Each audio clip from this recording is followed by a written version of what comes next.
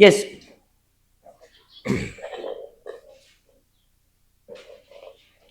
Hello. Very good morning to all of you. Today we have a target of completing AS9.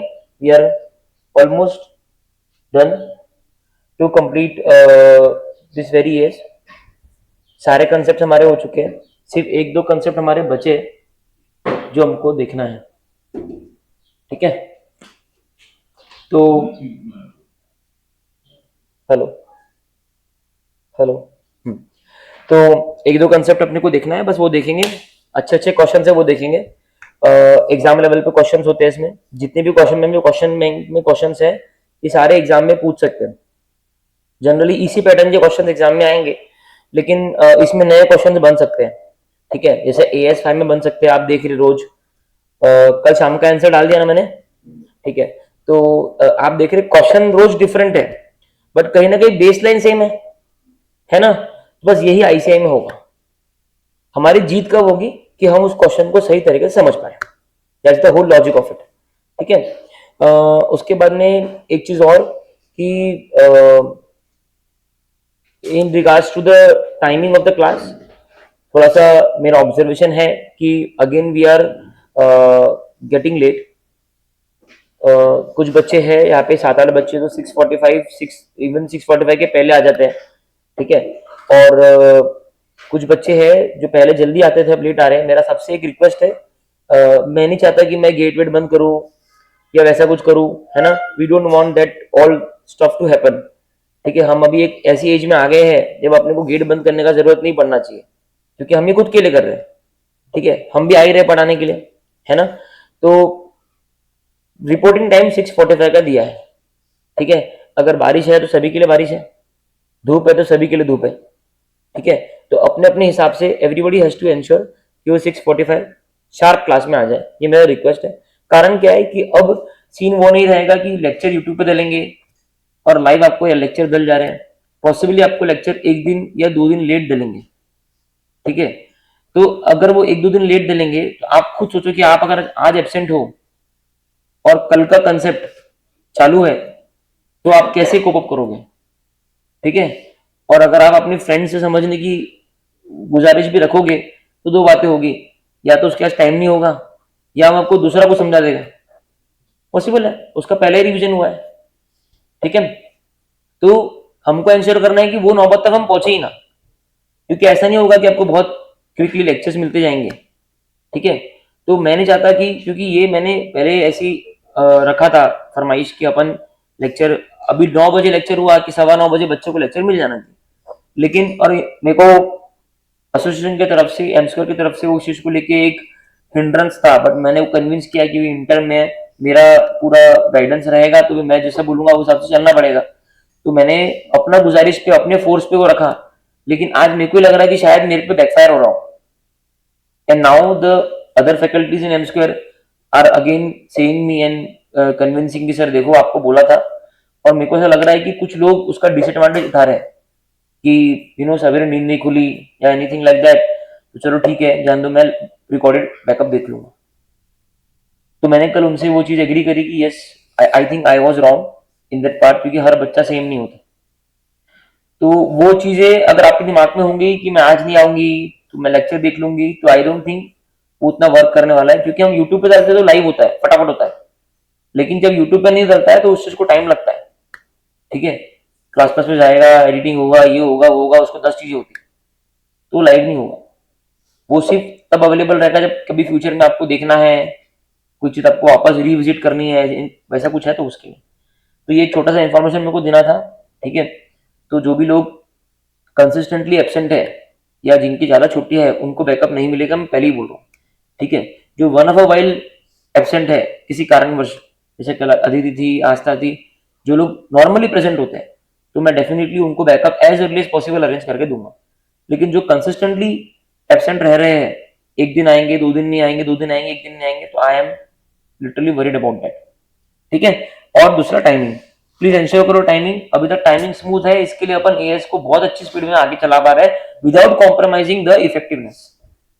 ठीक है, क्योंकि देखो subjects like costing, FM, ठीक है, BT, this will take time, ठीक है। इसमें ना कोई श्योरिटी नहीं होता कि इतने घंटे में बैच हो जाएगा करके, कभी कोई क्वेश्चन को टाइम लग गया, कभी कुछ हो गया, FM में दे रहा, वेरी ट्रिकी कंसेप्ट। तो ये जो चैप्टर्स हमारे सब्जेक्ट्स है, इनको हम टाइमली चलाएंगे ताकि वहां टाइम मिले, ठीक है। तो कल से प्लीज एंश्योर करो जो भी लोग 7:05 7:10 आ रहे हैं, ठीक है, प्लीज थोड़ा 10 मिनट प्रीपोन करके हम 6:45 6:50 यहाँ पहुंचेंगे, इतना आपसे रिक्वेस्ट है।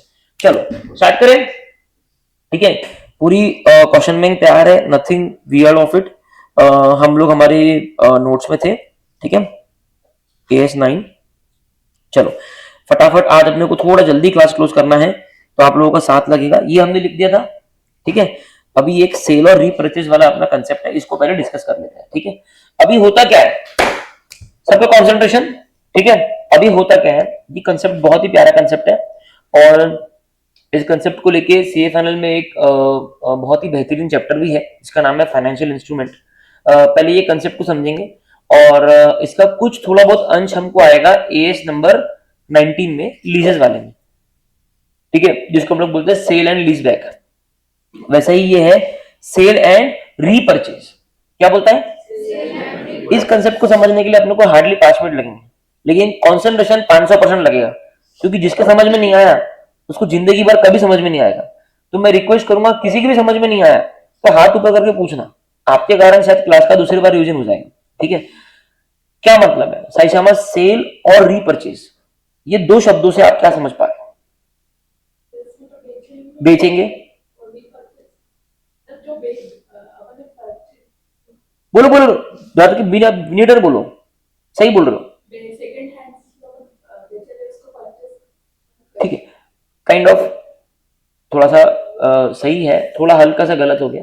हाँ बोल बेटा। मतलब जो चीज पहले अपनी थी, अपने दूसरे को बेची और अब वो वापस खरीदी। हाँ, ये बराबर है कि सर वही चीज मैंने बेची और वही चीज मैं वापस खरीद रहा हूँ, ठीक है। अब होता क्या है, फॉर एग्जाम्पल ये सेल एंड रीपरचेज के एग्रीमेंट है ना, बहुत प्रॉपरली क्राफ्टेड होते थे पहले, ठीक है।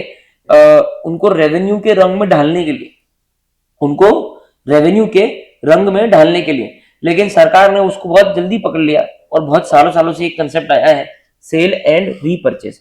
मतलब फॉर एग्जाम्पल मेरे पास कार है, ठीक है, अब मेरे को पैसों की जरूरत है, बहुत ज्यादा पैसों की जरूरत है, ठीक है, पर मेरे पास कोई बैकअप नहीं है, मेरे को इमीडिएट पैसा चाहिए। तो मैं गया गौरांग के पास में, मैंने बोला भाई ये मेरी कार है, ठीक है, तू अमीर आदमी है, तू ये मेरी कार रख ले, करेक्ट है, मैं तेरे को ये कार सेल कर देता हूँ, तू मेरे को ये कार के बदले 10 लाख रुपए दे दे। बोले ठीक है सर, बट मेरे को तो कार चाहिए नहीं। बोला हाँ हाँ, आप मेरे को, तेरे को नहीं, मेरे को पता है, तू ये कार ले ले, मेरे को 10 लाख रुपए दे दे, मैं 1 साल बाद में तेरे को आज ही कॉन्ट्रैक्ट पे लिखा हूं कि मैं 1 साल बाद में ये कार तेरे से खरीदने वाला हूं वापस से, ठीक है। तो सर मेरा क्या फायदा इसमें, मैं पागल हूं, मेरी पार्किंग वेस्ट हो रही है, मेरा पैसा है। नहीं नहीं, तू पागल नहीं है, मैं तेरे को 11 लाख रुपए दूंगा। अच्छा मतलब 1 साल ये कार तेरे पास रहेगी, मैं मेरे बुक्स में दिखाऊंगा कि मैंने ये कार तेरे को सेल किया, और 1 साल बाद में हूबहू यही कार, यही नंबर प्लेट, यही चेसिस नंबर, यही गाड़ी मैं तेरे से वापस लूंगा और तेरे को 11 लाख दूंगा।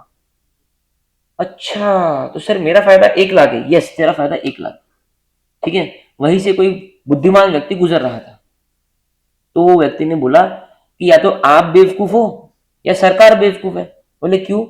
बोले आप एक तरीके से इससे 10 लाख रुपए का लोन ले रहे हो और उसको 1 लाख रुपए का ब्याज दे रहे हो। बोले कैसे, मैं तो सेल कर रहा हूं वापस। बेटा तू वही चीज वापस ले रहा है, और वो भी 1 लाख ऊपर में ले रहा है, समझ गया, और उसकी बात भी आज ही कर रहा है। हालांकि 1 साल बाद की सेल प्राइस डिपेंड होंगी उस साल, उस टाइम की मार्केट कंडीशंस पे, जो कि 11 की 12 भी हो सकती और 10 की 7 भी हो सकती। तो आज टाइम जीरो पे ये बोल रहा है कि मैं 10 लाख में बेचूंगा, 11 लाख में खरीदूंगा, कब खरीदूंगा, और उसके अलावा गाड़ी भी आइडेंटिकल हूबहू सेम रहने वाली। तो ये बेटा ये एज गुड एज आपने कोई चीज मॉर्गेज रखी और आपने लोन लिया और आपको उस पर ब्याज देना पड़ रहा है 1 लाख रुपए का। तो हम समझ गए, यस सर आप सही बोल रहे हो, ये एक फाइनेंसिंग एग्रीमेंट है, this is not AS9 revenue recognition. लेकिन ऐसे अरेंजमेंट्स पे जो गाइडेंस है वो AS9 में दिया है, ठीक है। क्यों सर, ये तो रेवेन्यू, ये तो इसमें, हाँ इसमें नहीं आता, लेकिन इसी चीज को वो डिस्गाइज कर रहा था ना, इसी चीज का रूप लेने का ट्राई कर रहा था ना, तो इसको इसमें डाला है, सेल एंड रीपरचेज एग्रीमेंट। तो आज से हमारी जिंदगी में एक नियम है कि अगर हम सेल और फिर रीपरचेज करते हैं तो इस सिनेरियो में इसको मैं रेवेन्यू नहीं बोलूंगा, इसको मैं बोलूंगा फाइनेंसिंग एग्रीमेंट। क्लियर है? सबको क्लियर है ना? अभी नोट्स देख लेते हैं, ठीक है। मैंने लोन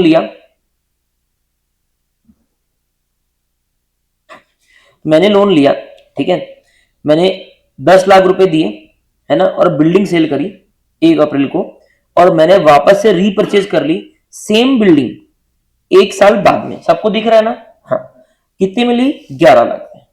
तो ये क्या है? ये है लोन अरेंजमेंट, ये है loan arrangement with building kept as collateral. बराबर है? बस उसको बस लोन की तरह बोल नहीं रहे वो लोग, उसको एज अ सेल बोल रहे। लेकिन हम वो गलती करेंगे क्या? तो क्वेश्चन में गलती दी होगी, हमको वो गलती सुधारना है, ठीक है। तो देखो जर्नल एंट्री 1 अप्रैल 2021 की, कैश कैश आपको डेबिट हुआ 1 अप्रैल को 10 लाख। क्यों? क्योंकि मैंने सेल किया था, मतलब मैंने वो बिल्डिंग या गाड़ी दी थी, तो कैश डेबिट हुआ।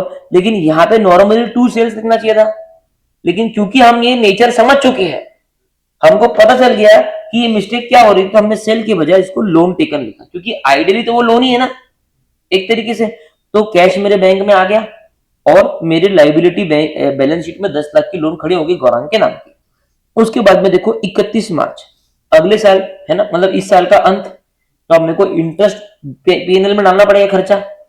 1 लाख का मैंने खर्चा डाल दिया, interest expense account debit to loan taken, क्योंकि 1 लाख पे थोड़ी किया अब तक, तो मेरी लाइबिलिटी इंक्रीज हो जाएगी, तो मेरे P&L में चला गया 1 लाख रुपए। करेक्ट है? और अल्टीमेटली अब 31 मार्च को गौरांग ने बोला सर जैसे आपने वादा किया था, लाओ मेरे 11 लाख और ले जाओ अपना हाथी वापस। ठीक है, तो लोन टेकन मैंने पूरा 11 लाख से डेबिट कर दिया। तो यहाँ पे 10 लाख से क्रेडिट हुआ था इनिशियली, 1 लाख से और क्रेडिट हुआ था इंटरेस्ट का, ये पूरे 11 लाख यहाँ पे रिवर्स हो गए, मतलब लोन मेरी बैलेंस शीट से चला गया और उसके बदले 11 लाख का कैश चला गया। सबको ये एंट्री समझ में आई? 3 एंट्री, बेसिक एंट्री है, फाउंडेशन लेवल की एंट्री है, फाइनेंसिंग लोन एग्रीमेंट, ये कंसेप्ट खत्म। ठीक है, अब मैं 30 सेकंड्स का टाइम देता हूं, इस स्लाइड पढ़ लो, किसी को भी डाउट है तो 100% पूछो, पूरा वापस समझाने को रेडी है।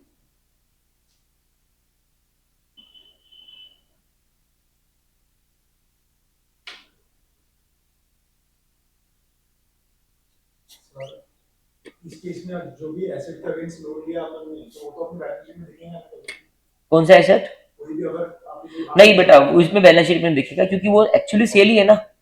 औरंग जब मेरे को 10 लाख रुपए दे रहा ना, वो गाड़ी का नाम कागजात खुद के नाम पे करा है, एक सेपरेट कॉन्ट्रैक्ट बनता है जिसमें मैंने बोला यही गाड़ी मैं वापस लूंगा।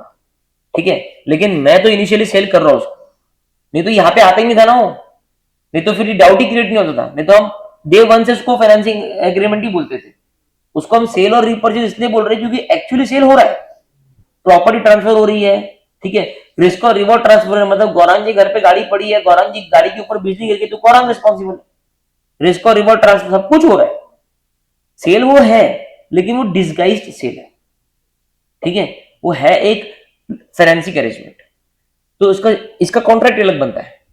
गाड़ी की सेल का जो कॉन्ट्रैक्ट है वो नॉर्मल बन गया, अपना कागजात जो बनने हैं वो ट्रांसफर होने हैं सब हो गया, लेकिन इसका कॉन्ट्रैक्ट अलग बनता है, एक बॉन्ड पेपर लेके उस पर कॉन्ट्रैक्ट अलग बनता है कि मैंने आपको ये गाड़ी बेची, बेची वर्ड निकाला, मैंने एक गाड़ी आपको बेची, आपने मेरे को गाड़ी के बदले इतने रुपया दिया, 1 साल बाद में मैं आपको इतने रुपए देके सेम गाड़ी सेम चीजेस नंबर लूंगा।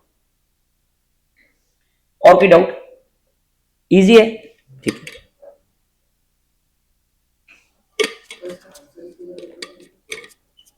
आंसर लिखने का जो प्रबंधन है वो ऐसे नहीं किया आपके लिए, टेंशन मत लो, we have a question, in fact 2 questions.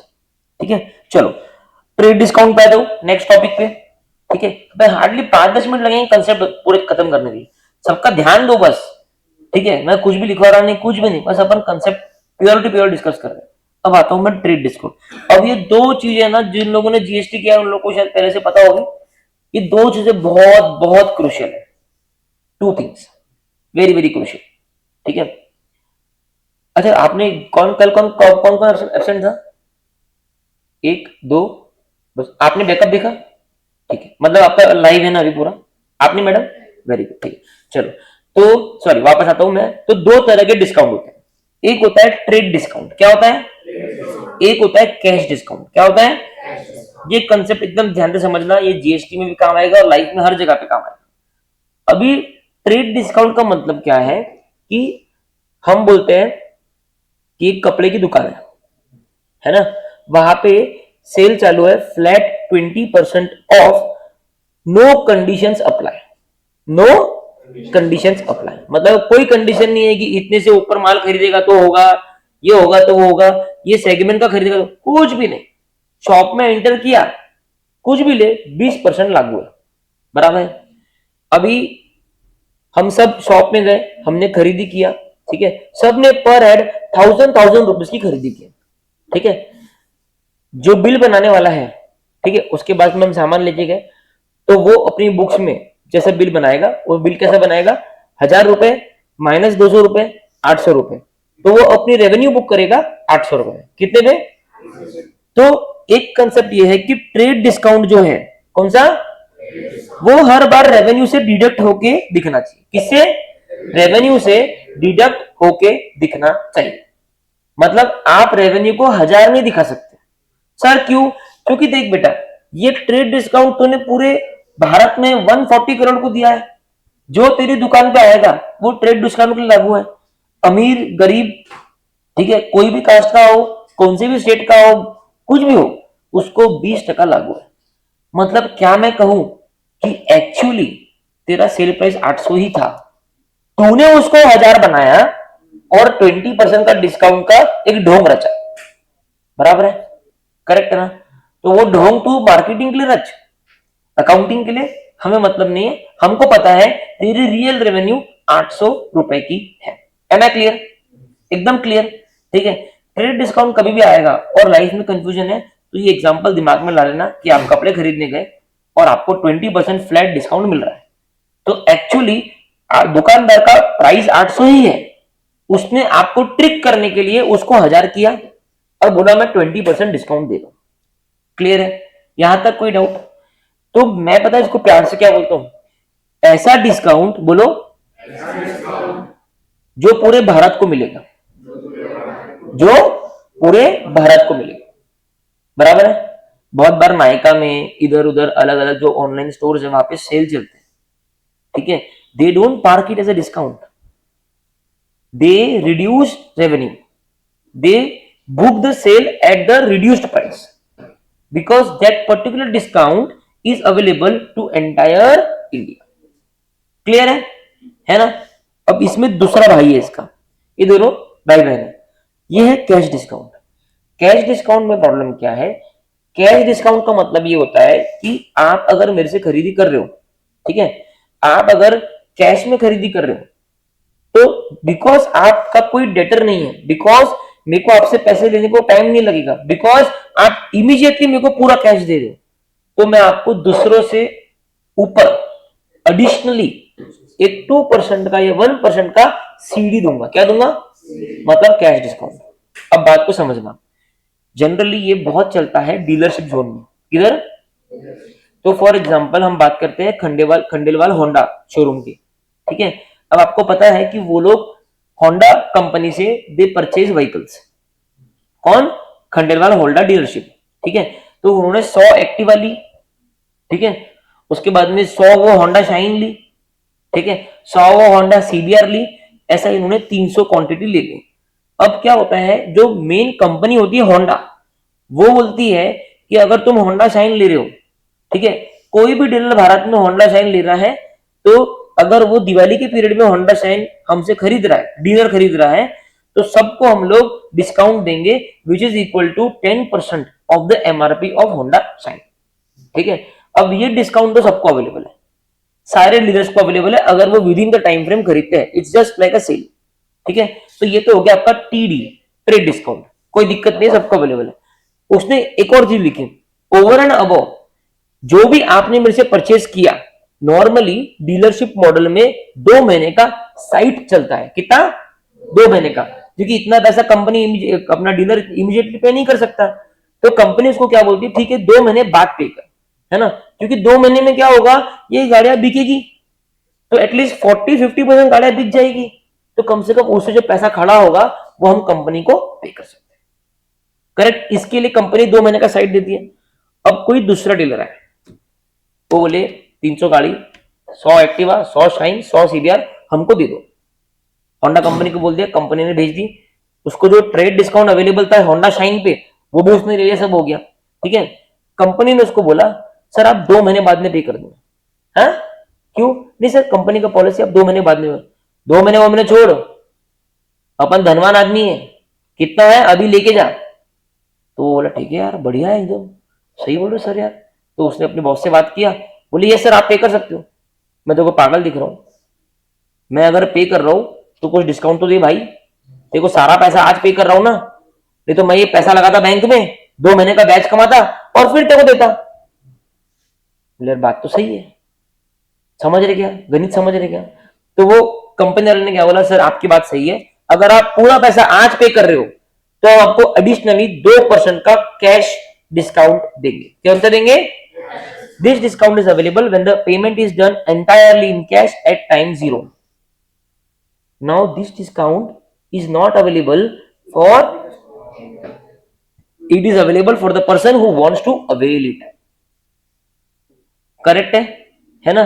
तो अब ये वो नहीं है, ट्रिक नहीं है ये, this is not a trick, actually revenue उतना ही था, ये तो तुम उसको पूरा कैश में पे कर रहे हो, इसके लिए आपको डिस्काउंट मिल रहा है। तो ये आपके पीएनएल में डिस्काउंट के नाम से जाएगा, ये रेवेन्यू में कम नहीं होगा, ये रेवेन्यू में कम नहीं होगा, ये कहा जाएगा पीएनएल में डिस्काउंट के नाम पे जाएगा। Am I clear to you? ठीक है, अब मैं आपके लिए कुछ एग्जांपल लिखता हूं, ठीक है, आप लोग मेरे को बताना, ठीक है। मान लो 1 लाख रुपीस का मेरा सेल प्राइस है,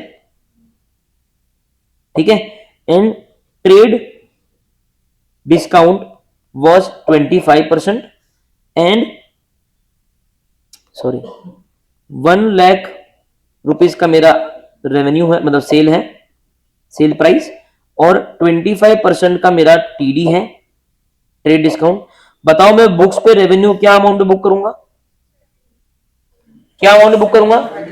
75,000 रुपीज, बराबर है। तो मेरे एंट्री क्या आएगी, बाय डेटर या फिर कैश जो भी है, टू सेल्स, और ये आएगी 75,000। कोई डिस्काउंट की मेंशनिंग बुक में आएगी ही नहीं, सेल ही कम हो जाएगा। Same logic applies in GST also, ठीक है। ओके, नाउ अब मान लो मेरा sale price is equal to 1 lakh, है ना, मेरा टीडी इज इक्वल टू 5,000 और मेरा सीडी इज इक्वल टू 5,000। अब मैं जिसको पूछूंगा वो जवाब देगा, ठीक है। बताओ निहाल, मेरे को बताओ मैं सेल कितने पे बुक करूं, 95 पे बुक करूं, और ये 5,000 का क्या होगा सीडी का, फिर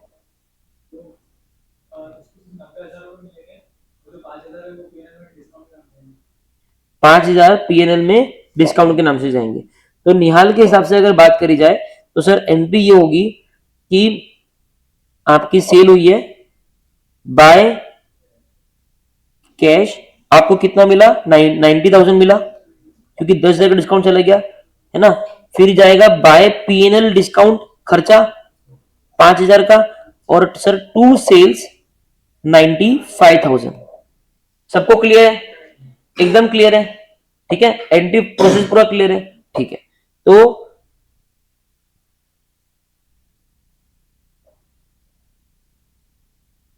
ये हो गया अपना एक और कंसेप्ट, ठीक है। तो ये इसी तरीके के एग्जांपल्स यहाँ पे लिखे हैं, एडवांस अकाउंट्स बैच के हिसाब से हमने एग्जांपल लिखे हैं, ठीक है। ट्रेड डिस्काउंट मतलब सबको देने वाला डिस्काउंट, ठीक है, ये प्रेजेंटेशन है, ठीक है।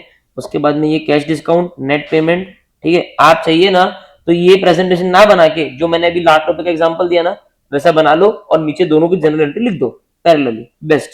ठीक है, चलो ये हो गया कैश डिस्काउंट। अब आ जाओ 3 नंबर पे, कंसाइनमेंट सेल। क्या है? Consignment sale. Revenue should be booked only when the goods have been sold to the ultimate customer. अब सुनो बात को, क्या है ये, मेरा एक और टॉपिक है और ये मेरा आखिरी टॉपिक है, हमारा चैप्टर क्लोज है। अभी कंसाइनमेंट सेल के बारे में समझना। कंसाइनमेंट सेल में क्या होता है, जैसे यहां देखो, ये एग्जांपल आपके लिए लाया हूं। ठीक है, अभी क्या हुआ, टी शर्ट मैन्युफैक्चरर कौन है? ठीक है, मान लो वैन हुसैन। ठीक है, अभी मान लो वैन हुसैन का एक कंसाइनमेंट डीलर है। कौन है? कंसाइनमेंट। कंसाइनमेंट डीलर क्या होता है? कंसाइनमेंट डीलर जो होता है वो क्या करता है, माल लेता है, ठीक है, और वो एक कमीशन एजेंट टाइप होता है। ठीक है, वो क्या करता है, माल लेता है और फिर वो थर्ड पार्टी को बेचता है। ठीक है, कंपनी क्या करती है, नॉर्मली मुंबई में मेट्रो सिटीज में ऐसे कंसाइनमेंट डीलर रखती है। कंसाइनमेंट डीलर का खुद का कुछ नहीं है, उसको जितना उसने बेचा उस पे उसको मिलेगा कमीशन। क्या मिलेगा? Commission. Basically principal agent relationship है कंसाइनमेंट डीलर की। अब पता है टी शर्ट मैन्युफैक्चरर ने क्या किया, टी शर्ट मैन्युफैक्चरर ने 1000 टी शर्ट दिया डीलर को। किसको? डीलर को, मतलब कंसाइनमेंट डीलर। एग्जाम में कंसाइनमेंट वर्ड यूज करके आएगा, कंसाइनमेंट डीलर। अभी कंसाइनमेंट डीलर ने 300 शर्ट बेचा कस्टमर को। कितने? 300।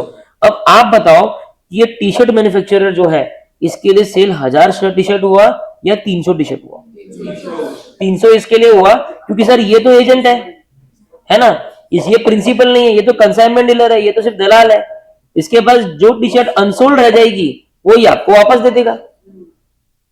ठीक है, तो सर आप है ना सेल तभी बुक करना जब इवेंचुअली वो टी शर्ट्स डीलर से कस्टमर को बिक गई। समझ में आया? पक्का सबको समझ में आया? तो ये डायग्राम समझो। इसने इसको कितने बेचा उसमें ट्रैप मत होना आप, इसने इधर कितने बेचा उसकी बात करना। क्लियर है? कोई डाउट? ठीक है ना। Revenue should be booked only when the goods have been sold to the ultimate customer. अब आखिरी चीज आती है sir inter division sales. Inter division sale का मतलब क्या है कि एक ही कंपनी है और उसके 3 डिवीजन है, division A, division B, division C. ठीक है, तो आप डिवीजन ए से गुड्स ट्रांसफर कर रहे हो डिवीजन बी में। ठीक है, तो ये जो ट्रांसफर है क्या ये सेल है? क्योंकि ये तो अल्टीमेट कंपनी तो एक ही है ना, डिवीजन टू डिवीजन ट्रांसफर हुआ है। मान लो फॉर एग्जांपल हम बात करें किसी ऐसी कंपनी की, मान लो हम बात करें एफएमसीजी कंपनी की, इसके 3 डिवीजन है, एक आइसक्रीम डिवीजन है, एक सोप डिवीजन है। ठीक है, एक मान लो आपको गिफ्टिंग डिवीजन है। ठीक है, ये मान लो दिवाली है तो सोप डिवीजन वाला बोलता है कि मेरे को मेरे एम्प्लॉयज को गिफ्ट देना है ना, तो वो अपने ही कंपनी की गिफ्टिंग डिवीजन को बोलता है कि मेरे को यार 1000 एम्प्लॉय के हिसाब से 1000 गिफ्ट दे दो।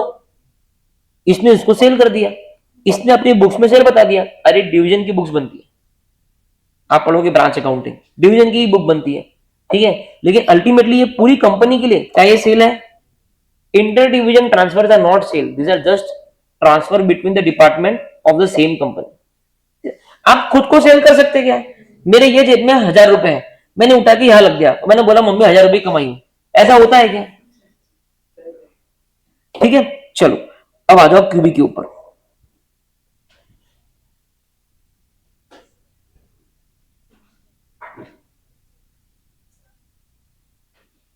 सॉरी, हाँ कर दो ना, गेट खोल दो। ये गेट बोल रहा है, ये खोल दो।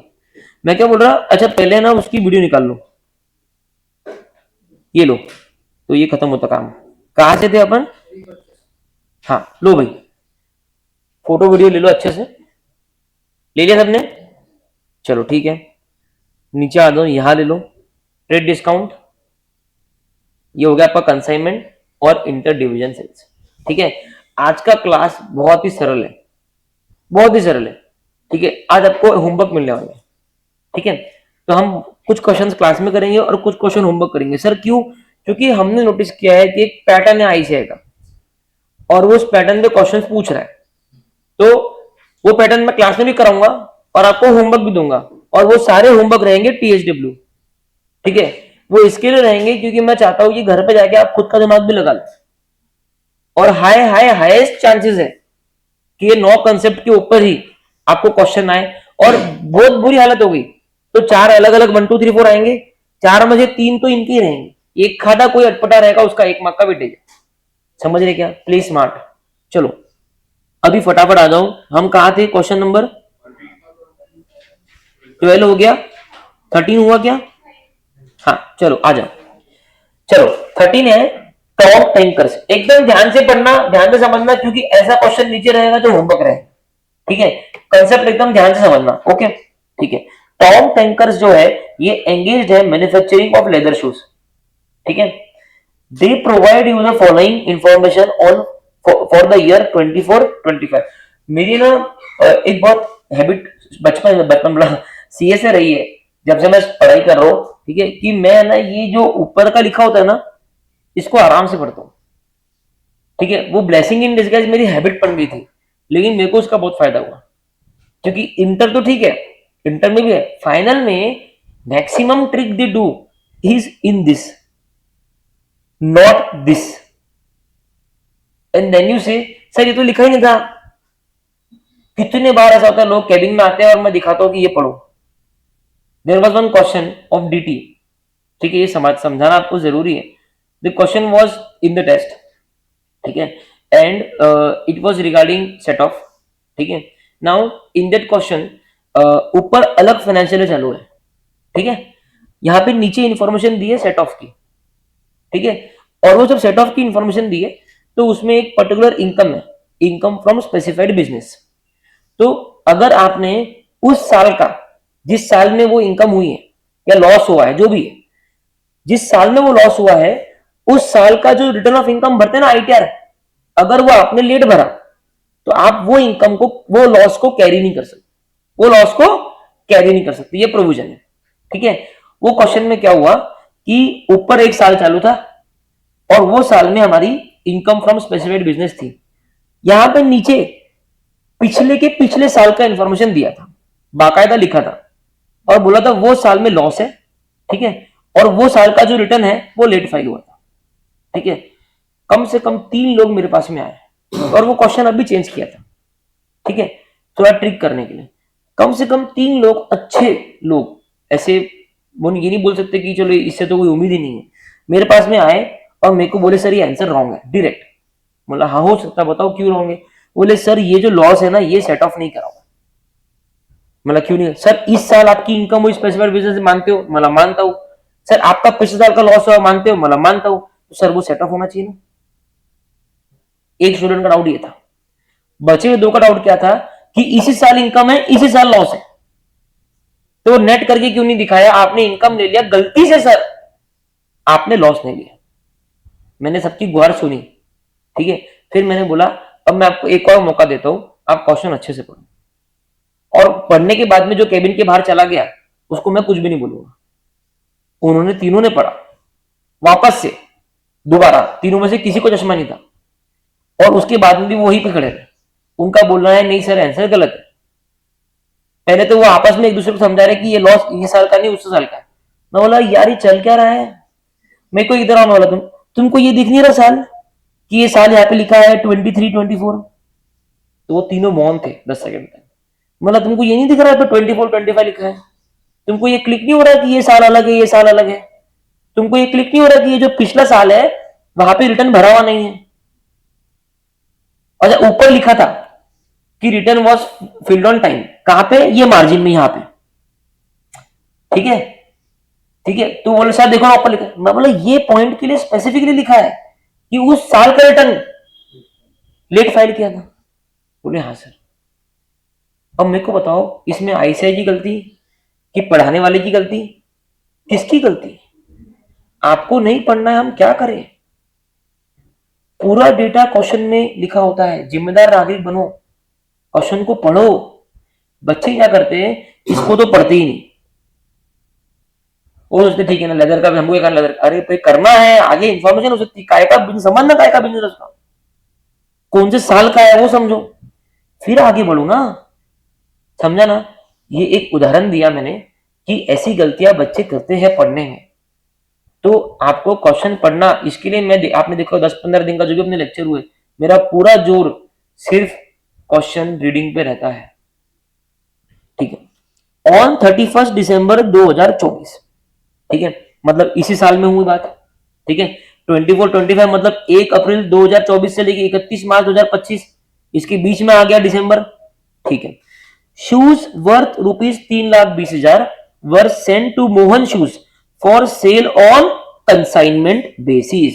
ये मतलब एजेंट है मेरा, जिसमें से 25% शूज वर अनसोल्ड। जो जिम्मेदार नागरिक नहीं है वो क्या पड़ेगा, 25% शूज वर सोल्ड, ठीक है। And lying with Mohan Shoes as on 31 March 2025।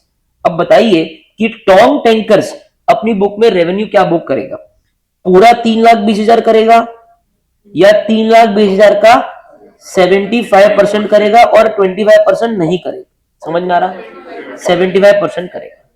तो 3,20,000, अच्छा मैंने आपको ये ज्ञान दिया हुआ है कि जब जब अमाउंट लिखा है आपको क्वांटिफाई करना पड़ेगा, सिर्फ कंक्लूड करने से चलेगा नहीं।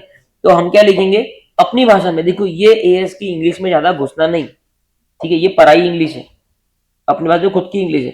अपन क्या लिखेंगे, मैं तुमको बोलता हूँ, as per AS9 revenue recognition, sale on consignment basis is actually a sale to the agent and revenue should be recognized in the books of dealer only when the goods are actually sold by the consignment dealer to the third party। समझना है? तुम्हारा provision हो गया, कोई भी तुम्हारा पैसा, तुम्हारा मार्क्स काट नहीं सकता, ठीक है, ओके। तो ये हो गया, और फिर उसके बाद में क्वांटिफाई कर देना, ठीक है, कि देखो फिर as per the status provision 3,20,000 का सेल था, मल्टीप्लाइड बाय 100, ठीक है। अब आ जाओ नंबर 2 पे, ठीक है। और बड़ा दिव्या,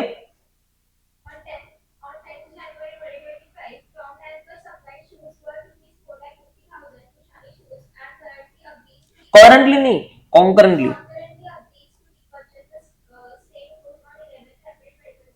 क्या हुआ?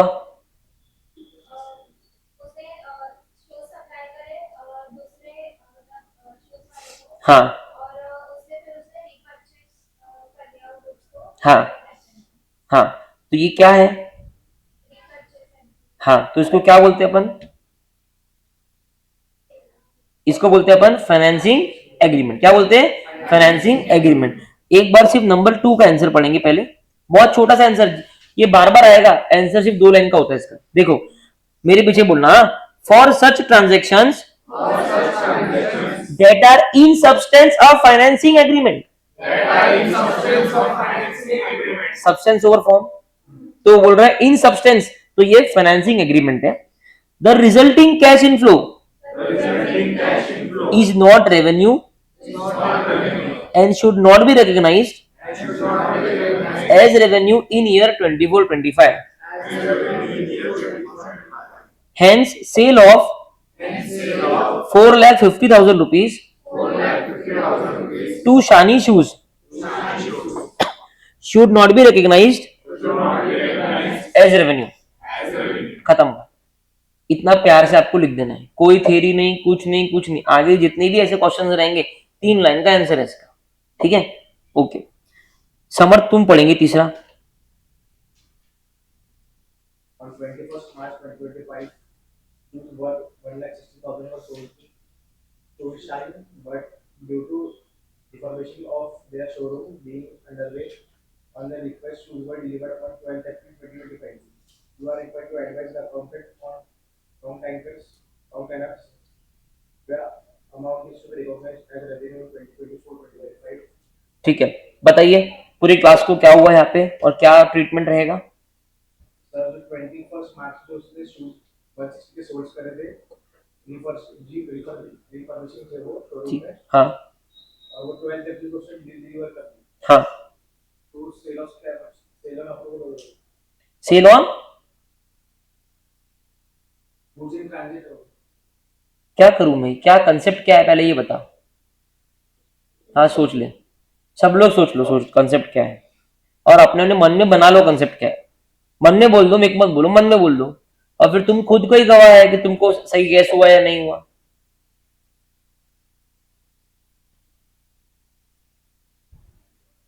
बन गया। हाँ डिलीवरी लेट कर हाँ, तो क्या सेल कब रिकग्नाइज होगा। और फिर डेट ऑफ डिलीवरी मिली हाँ उस दिन वो बुक करेगा। बोल गौरव तू बता। सर बायर के रिक्वेस्ट पे सेलर ने सेल को कंप्लीशन के बाद में बोल दिया क्या कुछ, हाँ उसके बाद में वो रिकॉर्ड कब करेगा जब सेल कंप्लीट होगा बायर। नो, फिर कंसेप्ट गलत बोल दिया मेरे भाई। बोल प्रेम तू बता। सर 21 मार्च को हो जाएगा क्योंकि इनवॉइस 21 मार्च को हो जाएगा सर, मैंने कंसेप्ट पढ़ाया है। अब आपने कितनी बार रिवाइज किया वो आपका कॉल है, और मैंने क्लास में स्पष्ट रखकर कंसेप्ट पढ़ाया है कि अगर बिल हो गया, अगर इनवॉइस चला गया, ठीक है, और अब बायर ने रिक्वेस्ट किया कि सर आप डिलीवरी मत देना, डिलीवरी को होल्ड करना, तो बायर के रिक्वेस्ट पे मैंने डिलीवरी को होल्ड कर दिया, लेकिन मेरा सेल सब कुछ हो गया, पूरे आर ट्रांसफर हो गए, अब मेरा उससे कोई लेना देना नहीं है, क्योंकि किसने रिक्वेस्ट करी थी, बायर ने, कि मेरे पास प्रॉब्लम है आप भेजना मत। लेकिन सेल में कब रिकॉर्ड करूंगा, जिस दिन मेरा इनवॉइस बन गया। अब वो कब डिलीवरी ले रहा, क्या कर रहा, वो उसका कॉल है भाई, मैं तो डिलीवरी के लिए रेडी था, तूने होल्ड कराया ना, बराबर है, ठीक है। किस किस को ये सही गैस हुआ, हाथ अच्छे से ऊपर करो तो मत करो। मीका को नहीं हुआ, समर्थ को नहीं हुआ, नमित लढ़ानी को नहीं हुआ, अच्छा गौराम को नहीं हुआ। क्यों, मीका रिवीजन नहीं करी ना। There are issues going on madam, you are very behind in revisions, your friend is properly doing revision, choice is yours। Summer Sonu ने एक बात क्लियर है कि कोई भी टेस्ट हो, सभी का टेस्ट है, दिमाग में एक चीज क्लियर है, अगर आप एएस का रिवीजन घर पे, और एएस का रिवीजन इज लाइक सिर्फ नियत होनी चाहिए। जिन जिन ने रिवाइज किया है, do you agree with me कि एएस का रिवीजन फास्ट होता है, कंसेप्ट का रिवीजन तो बहुत ज्यादा फास्ट होता है। आपको बोलना पड़ेगा अलग से, आपका फ्यूचर, आपका एग्जाम्स, अभी रिवाइज नहीं करेंगे ना तो ये कुछ समझ में नहीं आएंगे, बाद में 2 महीना बाद का क्या होगा। Don't take it casually. Bill and hold, yes बोला हुआ है, बिल एंड होल्ड क्लियर है, बिल एंड होल्ड। अगर बिल एंड होल्ड बोल रहा है और बोल रहा है डिलीवरी पे होगा, बिल एंड होल्ड कैसे हो, ठीक है, ओके। तो अब है ना, एक बार ये जो पहला वाला था ना उसकी बात पढ़ते हैं। इन case of goods, in case of goods are sent for consignment sale, revenue is recognized when significant risk and rewards of ownership have passed from seller to the buyer।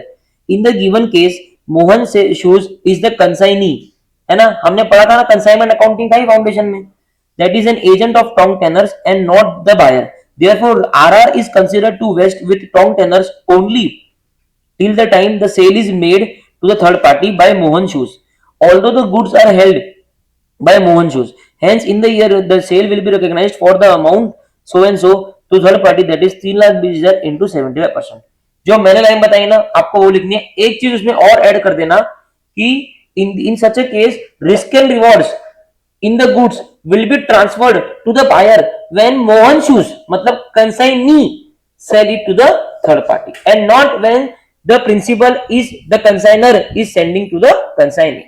जब कंसाइनर से कंसाइनी को send कर रहा है तब RR transfer नहीं हो रहा, जब कंसाइनी सेंड कर रहा है किसको, बायर को, तब आरआर ट्रांसफर हो रहा है।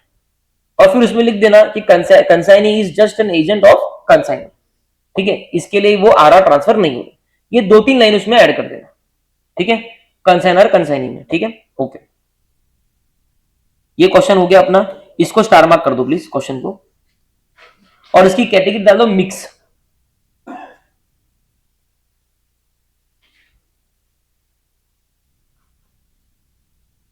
ठीक है, क्वेश्चन नंबर 14 आप लोग इसको कर दो मिक्स की कैटेगरी में डाल दो, ठीक है, और इसको क्रॉस कर दो। क्वेश्चन नंबर 15 में आ जाओ, पढ़ो मिही का।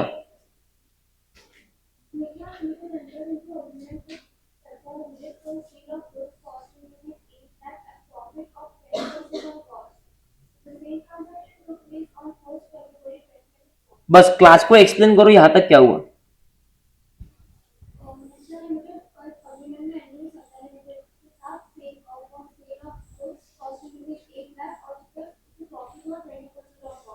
अच्छा, मतलब सेल वैल्यू कितना है?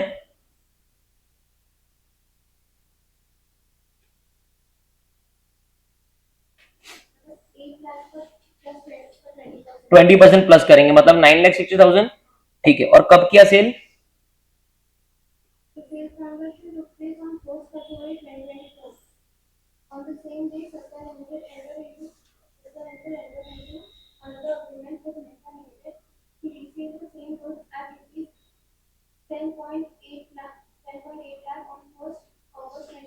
अब क्या हुआ?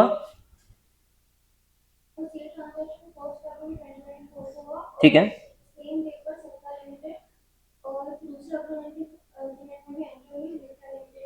ठीक है, ठीक है, ठीक है, ठीक है। तो यहां तक आपको क्या समझ में आया अभी? मतलब ये क्या चल रहा है आपके हिसाब से? आपने डेटा तो बराबर बता दिया, अब ये क्या है?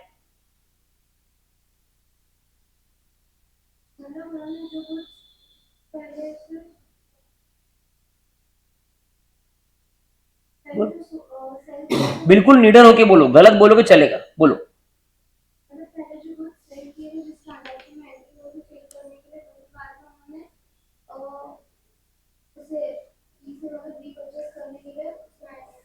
तो ये क्या है, इसके बारे में हमारा कंसेप्ट क्या है? यही गुड सेल किया, उसी को रिपर्चेज करने में एंटर हुआ, ये तो आपने सही बोला। इसके बारे में हमारा क्या व्यू पॉइंट है, हमने क्या कंसेप्ट पढ़ा है इस चीज को लेके?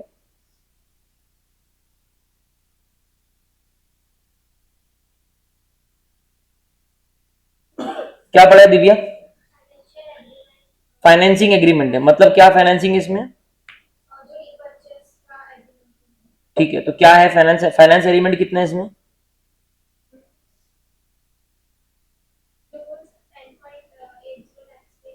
हाँ, हाँ।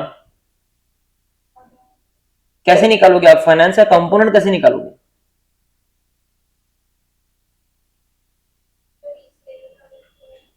हम्म, समझ गया मैं, फाइनेंस कंपोनेंट कैसे निकालोगे आप? नंदिश कैसे निकालोगे? सर ये 9.60 लाख की गुड्स है, हाँ, तो उसमें उसका अग्रीमेंट के हिसाब से 10.80 लाख में रीपर्चेस हो गए। करेक्ट है। तो इसके जो 1,20,000 है, हाँ, as of interest, as of interest है। तो सर 9.60 में आपने सेल किया था, और उसी चीज को आप 10.80 में लेने को रेडी हो। दैट मीन सर 1,20,000 जो है, ये आपका इसमें फाइनेंस कंपोनेंट है। मैडम कल से ना आप, और आपको साथ में उसको भी लेना चलेगा मेरे को, आप यहां बैठोगे, ठीक है, सामने थोड़ा सा, ठीक है, आपका तो नहीं, लेकिन आप अनअटेंटिव हो, ठीक है, क्योंकि ये कंसेप्ट मैंने अभी पढ़ा है। She was able to identify financing agreement at least, but ma'am आपको इंटरेस्ट भी आना चाहिए था, ठीक है, लेकिन अभी समझ गया आपको, ठीक है, थोड़ा ध्यान दो, ये कंसेप्ट तो अभी पढ़ा है, आगे बढ़ो।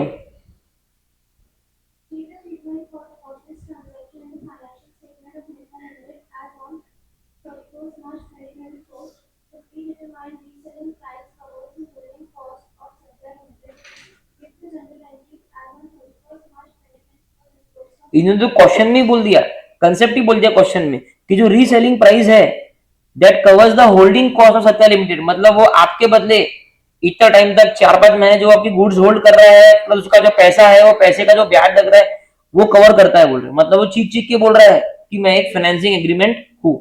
खैर अपने को जरूरत नहीं उसकी, अपने को तो यही से समझ गया कि ये फाइनेंसिंग एग्रीमेंट है, और जैसे नंदिश ने बताया 1.20 का उसमें इंटरेस्ट है, ठीक है। अभी आंसर पढ़ो।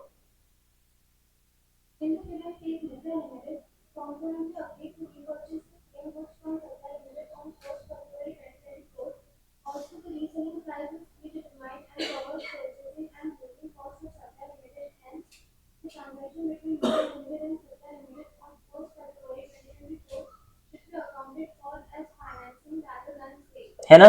आप उसको फाइनेंसिंग रिकॉर्ड करोगे रादर देन सेल। अभी अपनी अपनी पहले तो नोट्स ओपन करो जल्दी जल्दी, टाइम कम है। जो मेन है ना नोट्स वो ओपन करो, मेन नोट्स, SNW नहीं। हाँ, वहां पे ना आप रेफरेंस डालो क्वेश्चन नंबर 15 का, क्वेश्चन नंबर 15 का, और क्वेश्चन बैंक का पेज नंबर लिखो 104 और सामने लिखो RTB जनवरी 25। ठीक है, पेज छोड़ देना, एक पेज इनफ है फॉर आज के जो नोट्स है ना वो। जिसको ज्यादा चाहिए उसको 2 साइड्स आगे पीछे। ठीक है, लिख दिया क्या? फटाफट बोलो, लिखा ना? अभी सबसे पहले ना ये जो थ्योरी है, ये थ्योरी लिखो, पढ़ पढ़ के थ्योरी लिखो।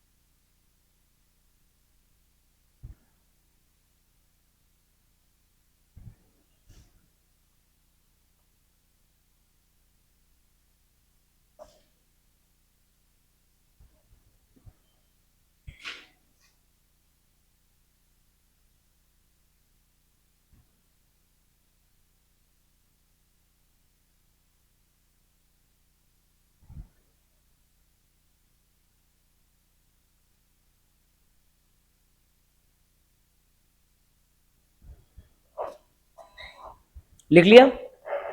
ठीक है, अब क्या करना ना, एक डायग्राम फटाफट ऐसा बना लो।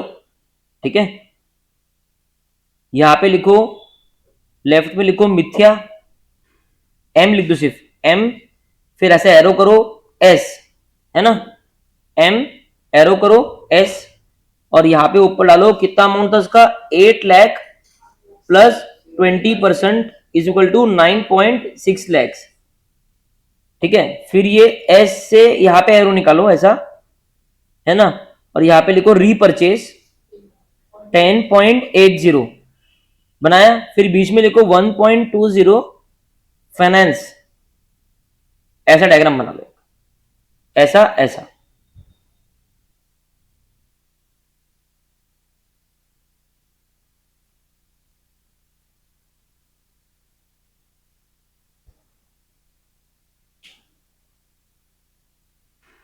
Done everyone?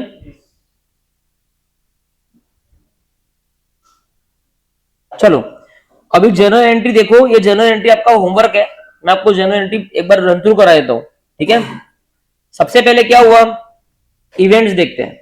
सबसे पहले क्या हुआ कि सेल हुआ, है ना, सेल हुआ तो जो मिथ्या है जिसने सेल किया उसके बैंक में पैसा आएगा। ठीक है, लेकिन हमने एंट्री पास करी, हमने बोल दिया कि हम तेरा असली चेहरा जान चुके हैं, तो तू सेल नहीं है, तू लोन है, तो बाय बैंक टू लोन बराबर है पहली entry, by bank to loan. फिर इंटरेस्ट अक्यूमुलेट करना पड़ेगा, बाय पीएनएल टू लोन या बाय इंटरेस्ट टू लोन, और फिर बाय पीएनएल टू इंटरेस्ट करके मतलब पीएनएल में डालना पड़ेगा कहने का मतलब। ठीक है, सो बाय पीएनएल टू लोन, अब वो 9.6 लाख का लोन हो गया 10.80, क्योंकि आपने उसमें खर्चा डाल दिया ब्याज का। और तीसरी एंट्री होगी उसको रीपे करने की, तो बाय लोन मतलब पूरा लोन बुक से खत्म हो गया, और टू बैंक 10.80। ठीक है, एंट्री देखते हैं। By bank to advance from Satya, मतलब टू लोन फ्रॉम सत्या भी लिख सकते हो, ठीक है। और ये पूरा अगर आप नहीं लिखोगे तो आपको यहाँ पे 0.5 मार्क्स मिलेगा, इसका मार्क्स कट जाएगा। ये कैलकुलेशन आपको नरेशन में दिखाना पड़ेगा, ठीक है। उसके बाद में फाइनेंस चार्जेस अकाउंट डेबिट, एक चीज मैं क्लैरिफाई करना चाहूंगा, इन ये मेरी गलती है, इन एवरी सेल और repurchase they don't use word interest, they use finance charges.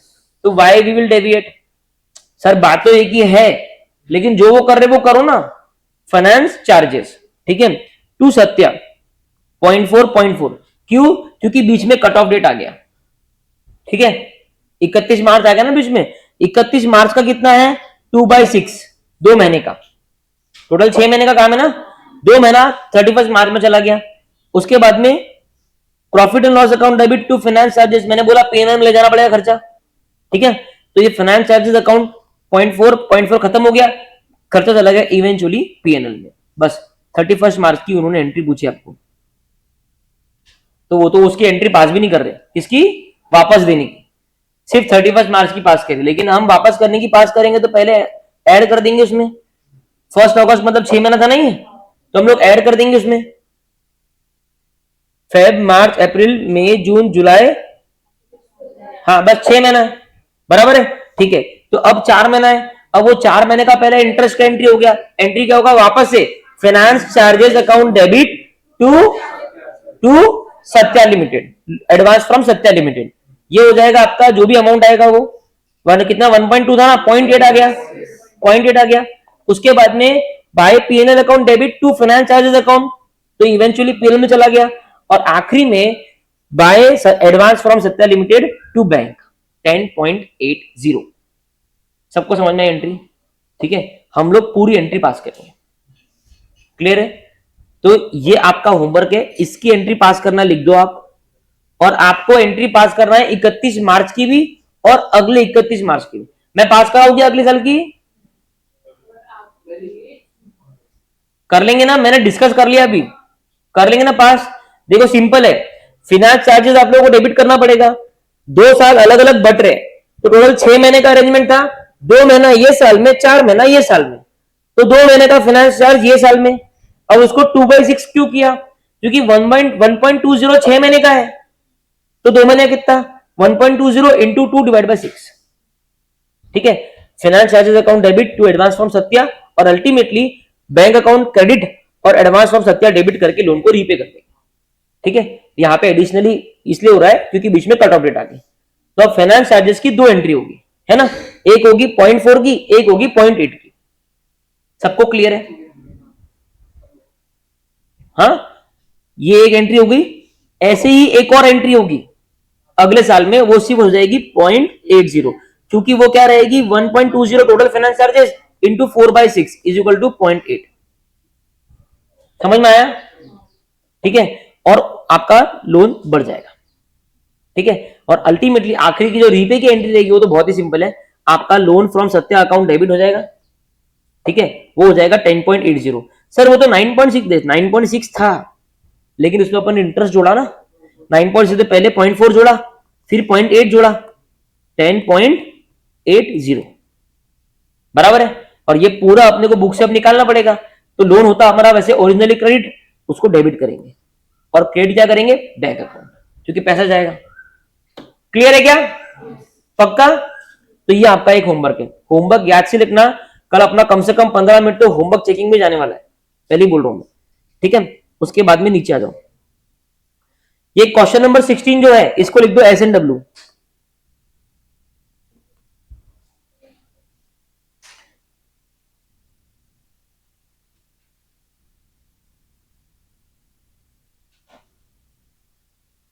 चलो क्वेश्चन नंबर 17, पहला वाला पढ़ो सभी लोग, अपने क्वेश्चन नंबर पढ़ो।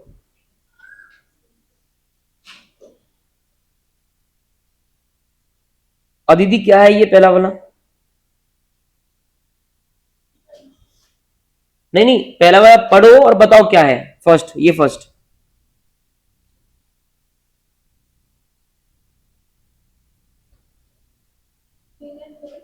बिनल होल्ड है, तो क्या होगा इसमें, सेल कब रिकॉग्नाइज होगा? पहला हो जाए जोरदार, बराबर है, परफेक्टली राइट। उसमें अपन लिख देंगे कि हम रेडी थे सेल करने के लिए, ठीक है, लेकिन बायर के रिक्वेस्ट पे हमने होल्ड किया, सारे रिस्क एंड रिवॉर्ड सब कुछ ट्रांसफर हो चुके हैं, hence the sale should be recorded at invoice date. ये अपनी इंग्लिश है, ठीक है, ओके। ये देखो,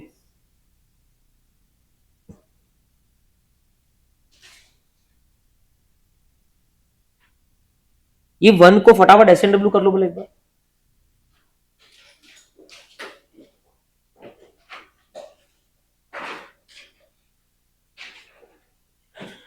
मैं पता है आपको ना, इसका AS9 का ना वो एग्जैक्ट लाइंस लिखा नहीं पाऊंगा, मैं थोड़ा ट्राई कर दूंगा, लेकिन क्या है यहाँ पे ना जेनरिक लाइंस अलाउड है, और हर क्वेश्चन में लाइन अलग अलग यूज करेंगे, वर्ड्स शफल करे हुए, तो आप अपना डिसाइड करके वैसा लिखो। सभी को, जिसको भी एग्जाम में पास होना है, एक काम जरूर करना, ये नोट्स में मैं देखूंगा, ये जितने भी अपने स्पेशल केसेस हैं उन सबको लेके अपने हिसाब से लाइंस लिख देना अपने नोट्स में, और मेरे को दिखा देना कि सर अगर बिल एंड होल्ड का क्वेश्चन आया तो मैं ये 3 लाइन लिखूंगी। जरूरी नहीं है कि वो क्वेश्चन बैंक से मैच हो।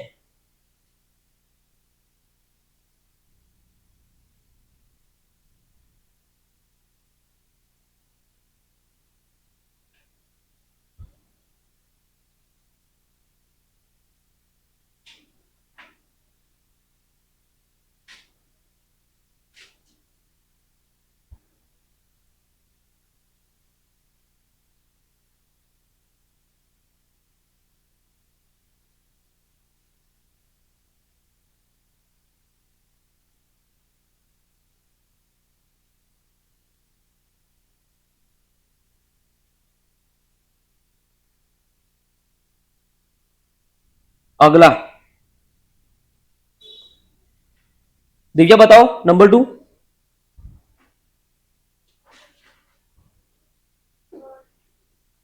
पढ़ लो पहले, सब लोग पढ़ लो नंबर 2 अपने मन में, and everybody will frame an answer in their mind.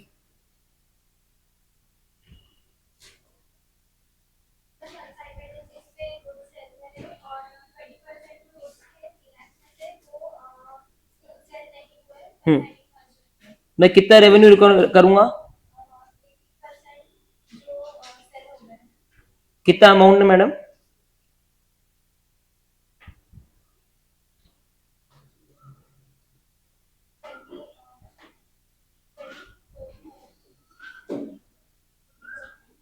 $24,000।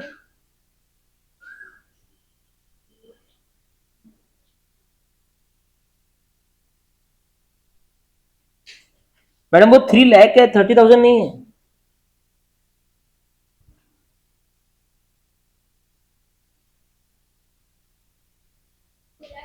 Exactly आप 1 जीरो कम लगा रहे थे, ठीक है, तो शी इज वेरी, एक बार ताला हो जाए, शी इज राइट। 2,40,000 रुपीज का सर रेवेन्यू रिकॉग्नाइज होगा, क्योंकि सर 80% सेल हो गया है, 20% अनसोल्ड है।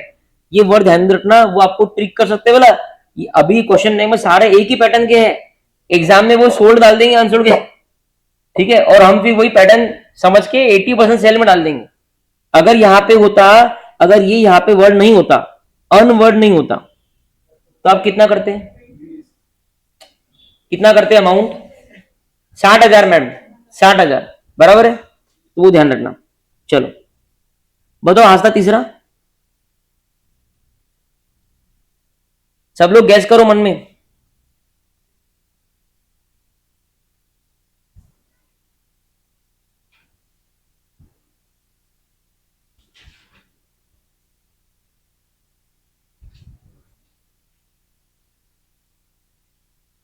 अपन ने 4 लाख की गुड्स सेल अप्रूवल पे सोल्ड किए एक दिसंबर को, बट बायर ने अप्रूवल 75% गुड्स का ही दिया, तो अपन रेवेन्यू रिकॉग्नाइज 75% भी करेंगे। 3 लाख, कितने के लिए? 3 लाख। 3 लाख पे वो बोल रही है सर रेवेन्यू अपन रिकॉग्नाइज करेंगे 3 लाख के लिए, क्योंकि बायर ने अप्रूव किया 3 लाख के लिए। कौन कौन एग्री करता है, कौन कौन नहीं करता है?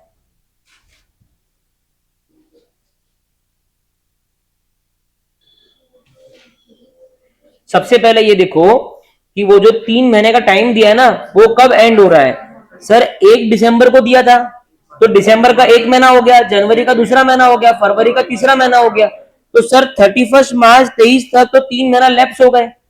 और उसने अप्रूवल 75% के लिए दिया था, तो उसको कोई अप्रूवल बचे हुए के लिए नहीं मिला। और हम क्या समझते हैं, जैसे टाइम खत्म हो गया डीम्ड अप्रूवल, मतलब पूरे की पूरे अमाउंट पे सेल रिकॉग्नाइज होना चाहिए।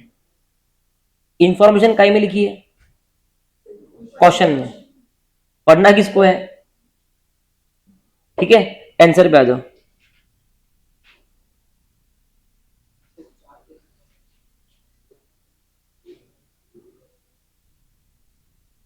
ये देखो केस 4, ठीक है। इन case of good sold on approval basis, revenue should be recognized not revenue should not be recognized until the goods have been finally accepted by the buyer or the buyer has done an act adopting the transaction। मैंने बोला ना कि आप वो पूरे 9 cases जो भी अपने स्पेशल केसेस है सबके लिए अपनी अपनी लाइंस बना लो, तो ये ढूंढ ढूंढ के लाइंस बना लो और अपने नोट्स में डाल दो, not more than 3 to 4 lines, ठीक है। कल मैं देखूंगा ताकि आपको ये क्वेश्चन बैंक लर्न करने का जरूरत ना पड़े, आप सिर्फ अपनी वो लाइंस लर्न करो और क्वेश्चन को इंटरप्रेट करने में जो ये गलतियां हो रही है ना हो उस पर ध्यान दो, है ना। The goods have formally accepted by the buyer और the buyer has done an act adopting the transaction और the time period for rejection has elapsed और where no time has been fixed, ठीक है। बस इतना ही आपको लिखना होता है कि टाइम पीरियड एलेप्स हो गया, बाकी दिमाग मत लगाओ, बाकी और कुछ देने का जरूरत नहीं है। और डायरेक्टली कंक्लूजन कि revenue should be recognised for the total sales amounting to 4 lakh as the time period for rejecting of the goods has been expired. Clear है सबको, क्वेश्चन क्लियर हुआ। 3 महीना कब खत्म हो रहा, सबसे क्रूशियल पॉइंट वो है। अगर वो 3 महीना 31 मार्च के पहले खत्म नहीं हो रहा तो फिर जो उसने बोला वो सही है कि जितना उसने एक्सेप्ट किया उतना मैं रिकॉर्ड कर दूंगी। लेकिन अगर वो 31 मार्च के पहले ही 3 महीना खत्म हो गया, मतलब अब उसके पास में कोई ऑप्शन नहीं है, वो डीम्ड अप्रूवल माना जाएगा। अब उसको गुड्स रखना पड़ेगा, मतलब मेरे पूरे 100% गुड्स सेल हो चुके। क्लियर है, ठीक है। नहीं नहीं नहीं, कोई सेंस ही नहीं ना, 31 मार्च को पूरा टाइम ही चला गया ना। वो अगर पूरे की पूरे भी अगर एक्सेप्ट नहीं करता, मतलब पूरे की पूरे के लिए भी अगर वो अप्रूवल नहीं देता, तो भी अपन रिकॉर्ड करते ही करते। आपको बताना आप अलग बता सकते हो 100%। आप बोल सकते हो कि 3 लाख जो है उसके लिए मेरे को अप्रूवल आ गए, 1 लाख के लिए अप्रूवल नहीं आया लेकिन टाइम एलैप्स हो गया, कोई प्रॉब्लम नहीं है, ठीक है। चौथा है ना, apart from the above BS Product Limited sells goods to dealer also. One of the condition of the sale is that interest is payable at the rate 2% per month for delayed payment by the dealers. यहां तक क्या question है, question ये है कि ऊपर के transactions के अलावा बात करते हैं तो बोलता है BS प्रोडक्ट लिमिटेड जो है, जो अपनी भी मेन कंपनी है ये वाली, ठीक है, ये अपने डीलर को भी गुड सेल करते हैं। इनके डीलर्स होंगे ऑल ओवर इंडिया, और वो डीलर्स को एक कंडीशन है, कंडीशन ये है कि अगर आपने डिलेड पेमेंट किया, अगर आपने डिलेड पेमेंट किया तो आपको 2% प्रति महीने का इंटरेस्ट देना पड़ेगा। मतलब अगर कोई डीलर है उसका 1 लाख रुपए ड्यू है, ठीक है, और उसने पे नहीं किया तो 2% पर मंथ उससे BS प्रोडक्ट लिमिटेड इंटरेस्ट लेगा। और इंटरेस्ट काय में आता है, AS 9 में आता है, DIR, ठीक है। The percentage of interest recovery is only 10%. The percentage of interest recovery is only 10%. That is 50,000 on such overdue outstanding due to various reasons. ठीक है। During the year 22-23, the company wants to recognize the entire interest receivable of 60,000. ठीक है। Company ने क्या arrangement क्या है, simple है। वो बोलता है कि इंटरेस्ट की रिकवरी सिर्फ 10% होती है। वो बोलता है कि भले ही मैं बोल दूं कि 2%, भले मैं धमकी दे रहा हूं कि अगर पैसा नहीं पे किया ना 2% पर मंथ ऐसे वसूल करूंगा, लेकिन हमको पता है पास्ट एक्सपीरियंस के हिसाब से वसूली सिर्फ 10% तक होती है, सिर्फ 10% तक वसूली होती है। तो हमारा एक कंसेप्ट जो स्टार्टिंग में पढ़ा था कि आपका रेवेन्यू रिकॉग्नाइज करते वक्त there should be ultimate certainty about the collection of the receipts, बराबर है। इस केस में अल्टीमेट सर्टेनिटी नहीं है। कंपनी बोलती है मैं पूरा 60,000 का जो है इंटरेस्ट अपनी बुक्स में डालूंगी, ऐसा चलेगा नहीं। Let us see the answer. ये देखो case number 4, as per the standard where the ability to assess the ultimate collection with reasonable certainty is lacking at the time of raising any claim. पढ़ो line ये, सब लोग जोर की पढ़ो। As per the standard where the ability to assess ultimate collection with reasonable certainty is lacking at the time of raising any claim। जब आप claim raise कर रहे हो कि देखो मेरे को इतना देना है, वो क्लेम रेज करते वक्त ये अल्टीमेट सर्टेनिटी जो है इन रिगार्ड्स टू कलेक्शन की, वो क्लेम आप कलेक्ट कर पाओगे या नहीं कर पाओगे, ये लैकिंग है। मतलब आपको भरोसा नहीं है कि वो पैसा आपको अल्टीमेटली मिलेगा या नहीं मिलेगा। The revenue recognition in such a case is postponed to the extent of uncertainty involved। ठीक है, जहां जहां अनसर्टेनिटी वाला क्वेश्चन है वहां ये लाइन आपकी आनी चाहिए, अनसर्टेनिटी वाला। ठीक है, क्लियर है सबको। उसके बाद में in such cases revenue is recognised only when it is reasonably certain that ultimate collection will be made। ये तभी रिकॉग्नाइज होगा जब रीजनेबली सर्टन है कि अल्टीमेट कलेक्शन होगा। In this case interest should be recognised only if ultimate collection certain है and the company expects to realise interest for delayed payment for 50,000 rupees only। Hence, based on the past experience, the realization of interest for delayed payments by the agent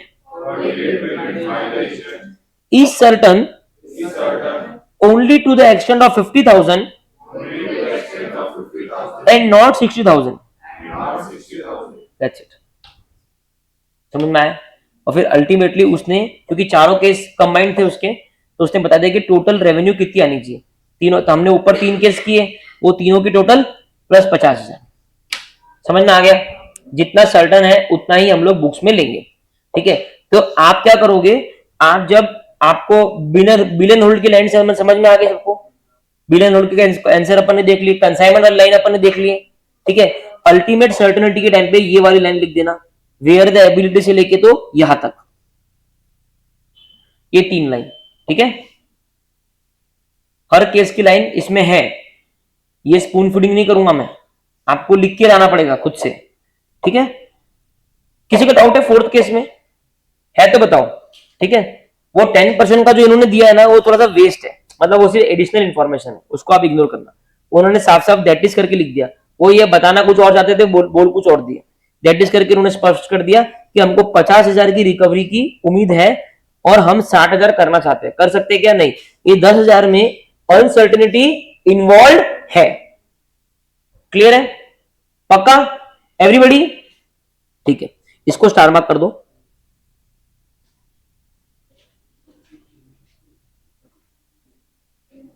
question number 18 डाल दो THW।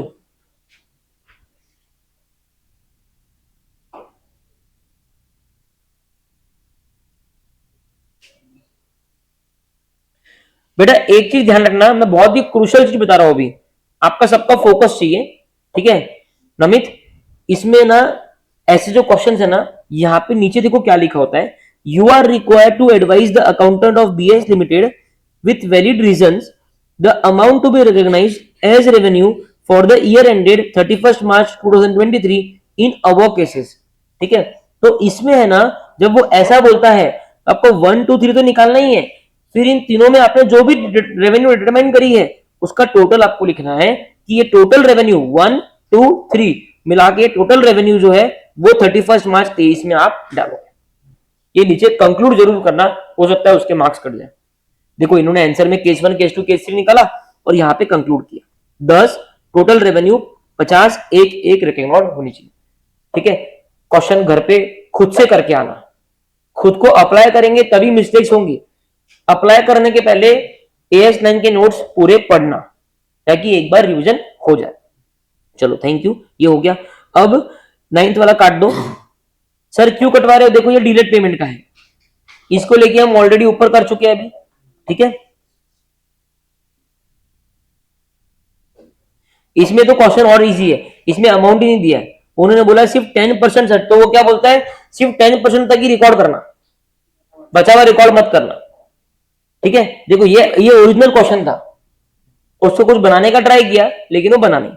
ठीक है, ये एक बार है ना आप सिर्फ ओरल होमवर्क लिख दो, एक बार पढ़ लेना ओरली।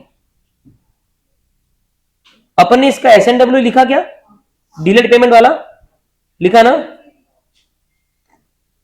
ओके, क्वेश्चन नंबर 20 है ना, SNW लिख दो। लिखा? लिख दिया ना?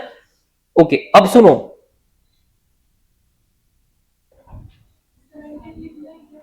क्या 17?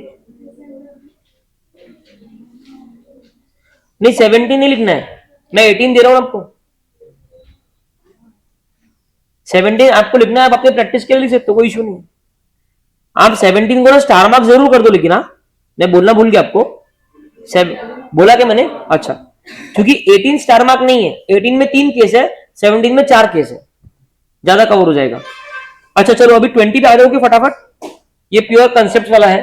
ठीक है, when revenue will recognise in the following situation, please अब यहां से 3-4 क्वेश्चन बचे, सबका फोकस अच्छा रहने दो। ठीक है, ताकि घर पे जाके पढ़ने का काम ही ना पड़े, पूरा फोकस 100% दिमाग लगा दो यहाँ पे। ठीक है, where the purchaser makes a series of instalment payments to the seller, एक सेलर है एक परचेसर है।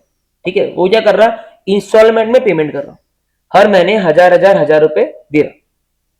And the seller delivers the good only when the final payment is received, और सेलर क्या बोल रहा है, मैं तेरे को गुड्स तब हैंडल करूंगा जब तू मेरे को फाइनल पेमेंट दे देगा। एक बार मैं आपको केस के थ्रू समझाता हूं, समझना बोर्ड पे।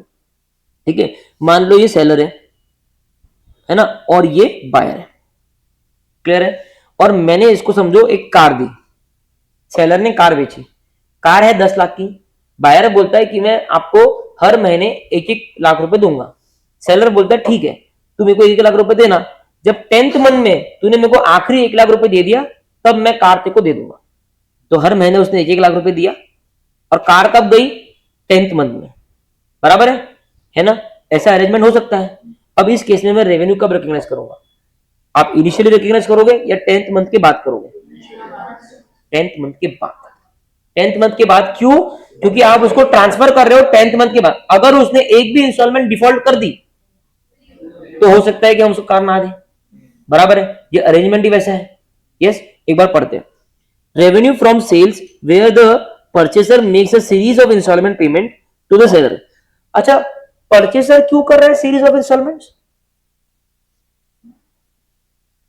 क्योंकि उसने परचेस किया है, जो परचेस करेगा वही तो इंस्टॉलमेंट्स देगा ना। ठीक है, and the seller delivers the goods. ठीक है, only when the final payment is received. तो कंडीशन क्या है कि जब तक फाइनल पेमेंट नहीं आएगा मैं गुड्स नहीं दूंगा, मतलब मेरे आरआर ट्रांसफर नहीं हो रहे, property in the goods transfer नहीं हो रही। Should not be recognised until the goods are delivered. However, when experience indicates that most such sales have been consummated, revenue may be recognized when a significant deposit is received. एक आखिरी में उसने एक exception दिया छोटा सा, और वो बहुत प्यारा एक्सेप्शन है। वो बोलता है कि अगर मान लो आपके पिछले एक्सपीरियंस से आपको लगता है कि मोस्ट ऑफ द केसेस में 6th या 7th इंस्टॉलमेंट मिलने के बाद में जनरली वो सेल हो जाता है। अब तुम देखो ना, कोई बंदा तुमको 6-7 लाख रुपए दे रहा है, 2-3 लाख रुपए लेके गाड़ी छोड़ देगा क्या? जब वो 6-7 लाख सिग्निफिकेंट अमाउंट उसने दे दिया, मतलब 2-3 लाख भी देने वाला है, अब वो अल्टीमेट सर्टेनिटी दिख रही है कलेक्शन की, तो तुम रेवेन्यू रिकॉग्नाइज कर सकते हो। अब फिर बोला जाएगा कि आरआर ट्रांसफर हो गए, सिर्फ पोजीशन तुम्हारे पास पेंडिंग है। ठीक है, लेकिन जो रियल कंसेप्ट है वो क्या है? जब तक फाइनल पेमेंट नहीं होता आप सेल रिकॉग्नाइज नहीं कर सकते। तो आप उतना भी लिखोगे वो परफेक्टली फाइन। क्लियर है? इसके ऊपर अभी तक आईसीआई ने कोई भी केस नहीं बनाया। कौन सा केस? प्रैक्टिकल केस नहीं बनाया इस कंसेप्ट के ऊपर। ये कंसेप्ट है, ठीक है, इसके लिए इसको स्टार मार्क करना पड़ेगा। ठीक है, अगर आईसीआई ने नहीं बनाया तो कौन बनाएगा? ठीक है, अब देखो, where seller concurrently agrees to repurchase, ये तो हमको पता ही है। नंबर 2 क्या है? ये फाइनेंसिंग एग्रीमेंट है सर, रीपर्चेज कर रहे हो, सेम गुड्स है, ठीक है। Number 3, where goods are sold to distributor, dealer और अदर्स फॉर रीसेल, ये क्या है? मोटा मोटा कंसाइनमेंट। ठीक है, चलो देख लेते हैं। Revenue from sale of goods to distributor, dealer और अदर्स। एक्चुअली क्या है ना, कंसाइनमेंट अगर रहता है ना तो कंसाइनमेंट वर्ड यूज करते हो, नहीं तो क्या है, क्योंकि डीलर बहुत बार क्या है, डीलर इंटरचेंजेबली यूज करा हुआ वर्ड है। ठीक है, अब ये होंडा का डीलर है, ये कंसाइनमेंट नहीं है, वो डिस्ट्रीब्यूटर है, उसने माल खरीद लिया है। कंसाइनमेंट डीलर का मतलब क्या होता है, उसने माल खरीदा नहीं है, मैं तेरे बदले का एजेंट यहां बैठा हूं थर्ड पार्टी को सेल करने के लिए। क्लियर है ना? Revenue from sales of goods to distributor, dealer और others for resale can generally be recognised if significant risk of ownership have passed. आपने अगर रिस्क एंड रिवॉर्ड ट्रांसफर कर दिए तभी आप रिकॉर्ड कर दो। However, in some situations, the buyer may in substance be an agent। अब बात कर रहा है कंसाइनमेंट, किसकी? कंसाइनमेंट। तो दोस्तों दोनों डीलर की बात कर दिया, तो मैं अगर यहाँ पे आंसर लिखता तो मैं कैसे लिखता? If the dealer is a consignment dealer then the sale must be recorded when the goods are actually sold by the consignee to the actual buyer, मतलब third party. In case of other dealers I will record the sale when significant risk and reward property in the goods have been passed on। ठीक है, to the dealer. Correct है? Okay, अब आ जाओ चौथा, commission on services rendered as agent on insurance business. ये case कौन सा है? Any practical life example? LIC agent, LIC agent है ना, आप प्रीमियम भरते हो तो आपके एजेंट को उस पर कमीशन मिलता है, बराबर बात है। ठीक है, तो commissions on services rendered as an agent on insurance business, मतलब एलआईसी एजेंट ने क्या सर्विसेज रेंडर करी? आपको पॉलिसी बेची है ना, अब आप एलआईसी को प्रीमियम भर रहे हो तो ये प्रीमियम का कुछ हिस्सा एजेंट को जाता है एज अ कमीशन। तो ये मैं कब रेवेन्यू रिकॉग्नाइज करना चाहिए? यस, ये भी एक कंसेप्ट है, इस पे भी क्वेश्चन आईसीआई ने नहीं बनाया। ठीक है, देखो, commissions on services rendered as agent on insurance business should be recognized as revenue when the service is completed। हमने देखा सर्विस के केस में दो चीजें, या तो कंप्लीटेड सर्विस या प्रपोर्शनेट सर्विस। करेक्ट है? तो कंप्लीटेड सर्विसेज के केस में जब सर्विस कंप्लीट होती है तब insurance agency commissions should be recognized on the effective commencement और renewal dates of the related policy. वो पॉलिसी का जब रिन्यूअल डेट रहेगा, वो पॉलिसी का जब कमेंसमेंट, नई पॉलिसी है तो कमेंसमेंट होगा, और ओल्ड पॉलिसी रिन्यू हो रही है तो रिन्यूअल होगा। ठीक है, तब उस टाइम पे आपको रिकॉर्ड करना चाहिए। नॉट सो इंपॉर्टेंट बट पढ़ लेना। अब आ जाओ क्वेश्चन नंबर 21 पे। ठीक है, पढ़ो करो निहाल,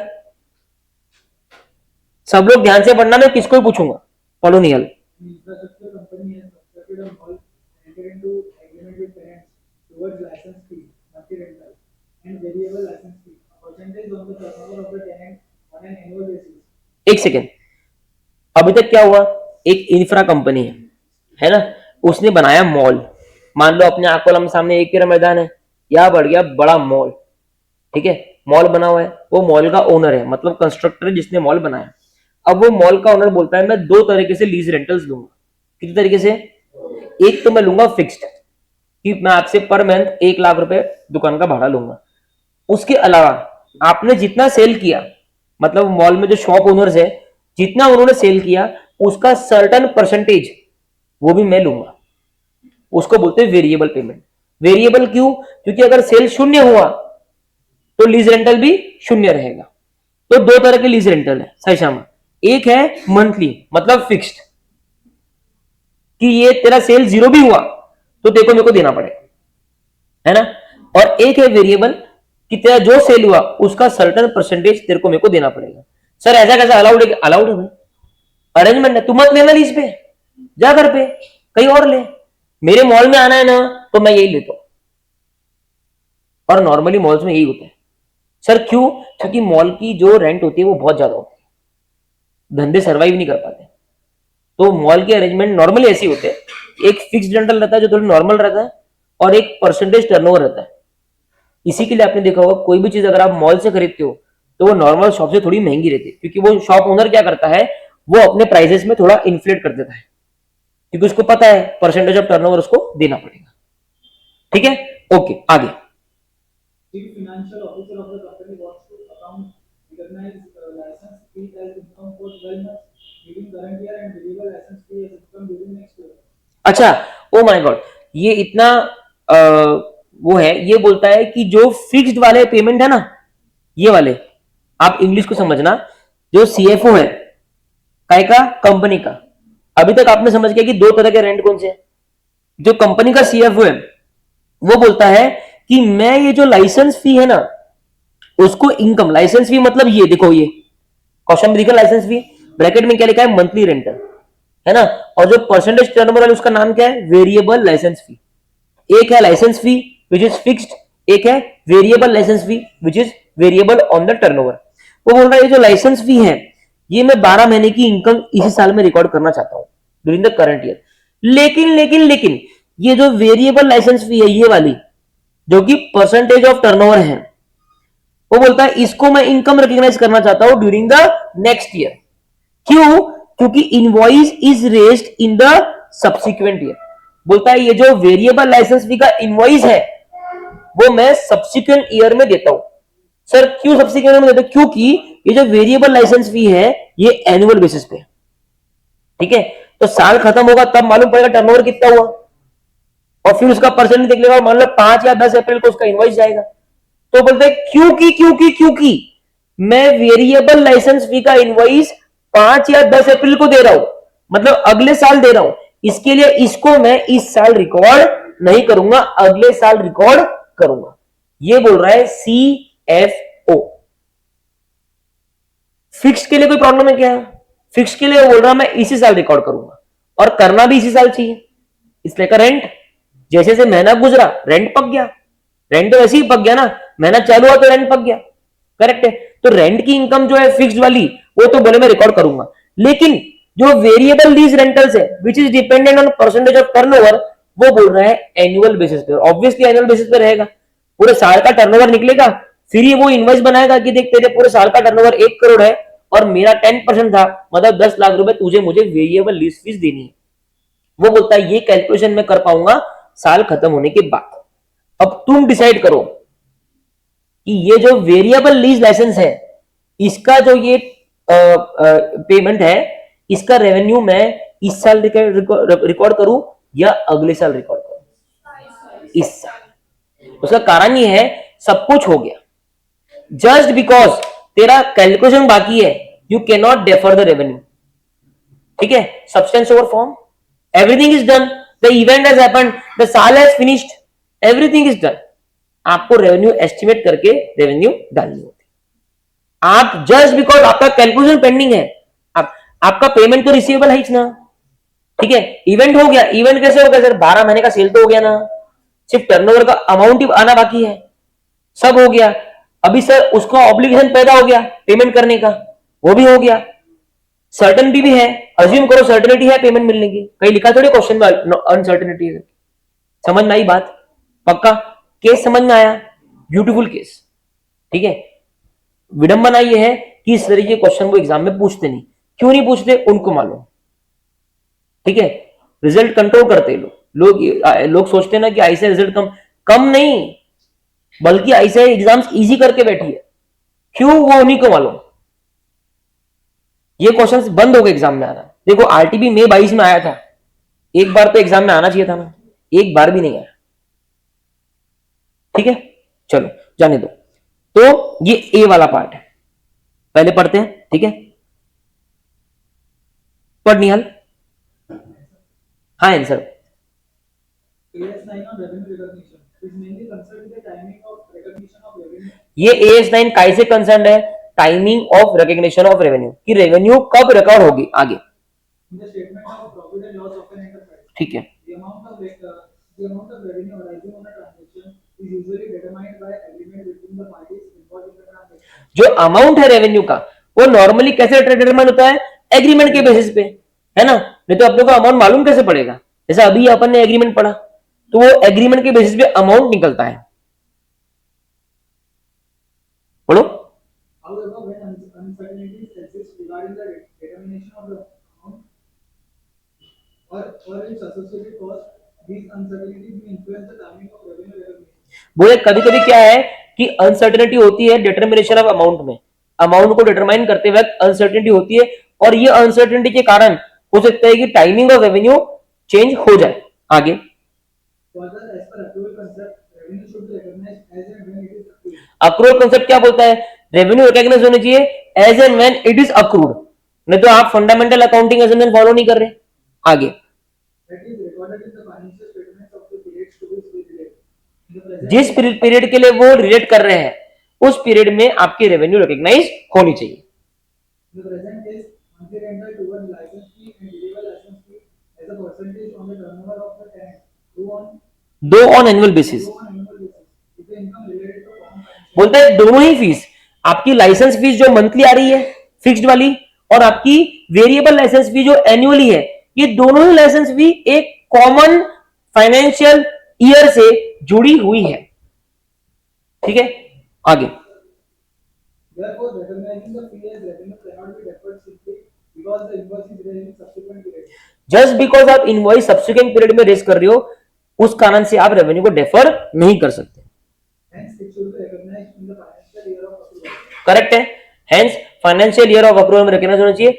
और जब भी क्वेश्चन ने लिखा है कि सीएफओ का कंटेंशन वैलिड, तो आपको आखिरी में कंक्लूड करना पड़ेगा कि hence CFO contention is not valid as per the above stated provision. अगर आपने ये नहीं लिखा तो मेरे को बोलना मत कि सर उन्होंने मार्क्स नहीं दिए, 1 मार्क आधा मार्क इमीडिएटली काटते हो लोग सर्टिफाइड कॉपीज में। ठीक है, समझ में आया क्या? मी का समझ में आया? पक्का? साई श्यामा समझ में आया? समझ में आया? दो तरह के लिए जनरल है। अभी इस तरीके के क्वेश्चन ना डायरेक्टली एग्जाम में नहीं आता, ये आईसीआई का 20 साल से पैटर्न है। ठीक है, क्योंकि डायरेक्टली एग्जाम में आया तो लोगों के लिए वो और टफ हो जाता इंटरप्रेट करने में। तो इस तरीके के क्वेश्चन कहीं ना कहीं पहले आरटीपी में या मॉक में आते हैं, और फिर उसका एक हल्का फुल्का डिफरेंट वर्जन आपको एग्जाम में दिखता है। प्रॉब्लम क्या है कि ये आरटीपी में डाल दिया, एग्जाम में नहीं डाला, आज ये तो कल हो सकता है डाल दे। करेक्ट है, आज ये क्लास में 22 जुलाई में आपके पास मौका है इस क्वेश्चन का इंटरप्रिटेशन समझने का। ठीक है, अब ये क्वेश्चन आपके लिए नया नहीं है, अगर ये डायरेक्टली एग्जाम में आता तो this is a new question. Clear है? ठीक है, तो मैं एक एक को पूछूंगा, नहीं समझा तो मैं फिर से बोलने को रेडी हूं। ठीक है, या तो मैं वापस आपको एक बार डायग्राम बता देता हूं इसका, यहां पे बना, ये देखो यहां पे देखो, मैं एक समरी में केस बता रहा हूं आपको, सिर्फ समरी में। ठीक है, मॉल वाला था, उसको दो तरह के रेंटल्स मिलने वाले थे, एक था लीज रेंटल्स, एक था वेरिएबल लीज रेंटल्स। ये मंथली है, जैसे जैसे महीना हुआ आपको भाड़ा भरना पड़ेगा, और ये एनुअली है। ठीक है, जो सीएफओ है उसका बोलना था कि ये जो एनुअल वाला वेरिएबल लीज रेंटल है, साल खत्म होने के बाद ही मैं उसका बना पाऊंगा इनवॉइस, तो मैं इनवॉइस अगले साल देता हूं, अगले साल 5 अप्रैल को, मतलब 5 दिन बाद में, 6 दिन बाद में, जैसा पूरा कैलकुलेशन हो गया।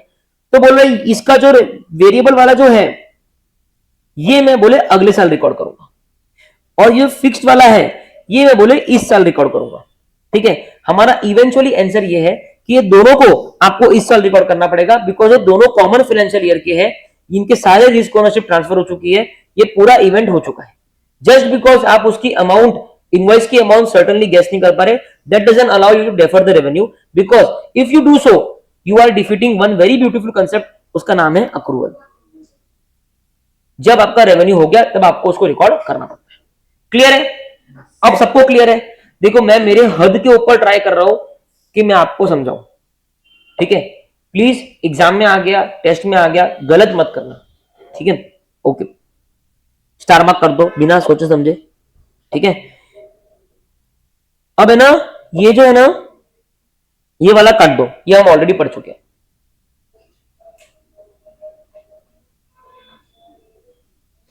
क्वेश्चन नंबर 23 काट दो, क्वेश्चन नंबर 23 काटो, सेम क्वेश्चन है। 24 काटो, काटा। 25 लिखो THW।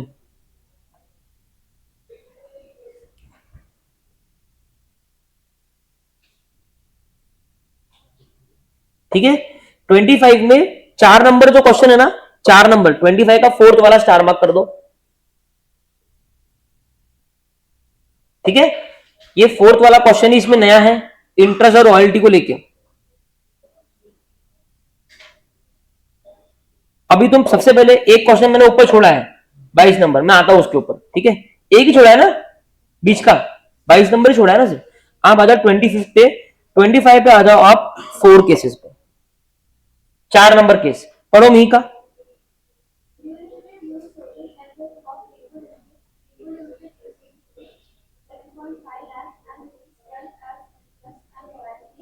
उसको 7.5 लाख की इंटरेस्ट मिली और 12 लाख की रॉयल्टी मिली। आगे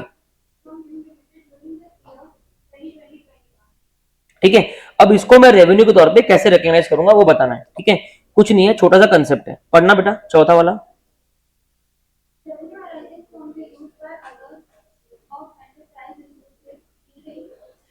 अब देखो इसमें ना ये सब लाइन लिखने की जरूरत नहीं है, आप डायरेक्टली क्या लिखोगे, रेवेन्यू अराइजिंग फ्रॉम इंटरेस्ट। तो ये यूज ऑफ ये काट दो, बहुत सारी लाइन हमको ऑलरेडी लर्न करनी होती। तो revenue arising from interest and royalty. आगे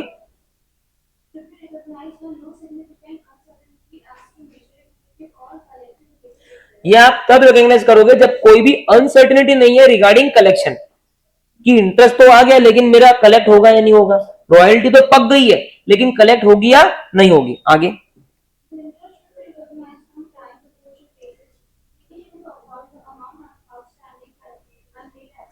इंटरेस्ट हमने देखा है कि इंटरेस्ट टाइम प्रपोर्शनल बेसिस पे होता है, जितना टाइम गुजर गया उतने टाइम का इंटरेस्ट आप डाल दोगे, है ना। तो वो बोलता है कि इंटरेस्ट टाइम प्रपोर्शनल बेसिस पे होगा, डिपेंडिंग कि कितना अमाउंट है, क्या रेट ऑफ इंटरेस्ट है, जो अमाउंट है उस पर रेट ऑफ इंटरेस्ट मल्टीप्लाई करके इंटरेस्ट का अमाउंट आता है।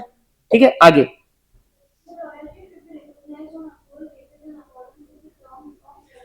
और रॉयल्टी सिंपल है, जो भी टर्म्स ऑफ एग्रीमेंट है उस हिसाब से आपको रिकॉग्नाइज करनी है, सिंपल है।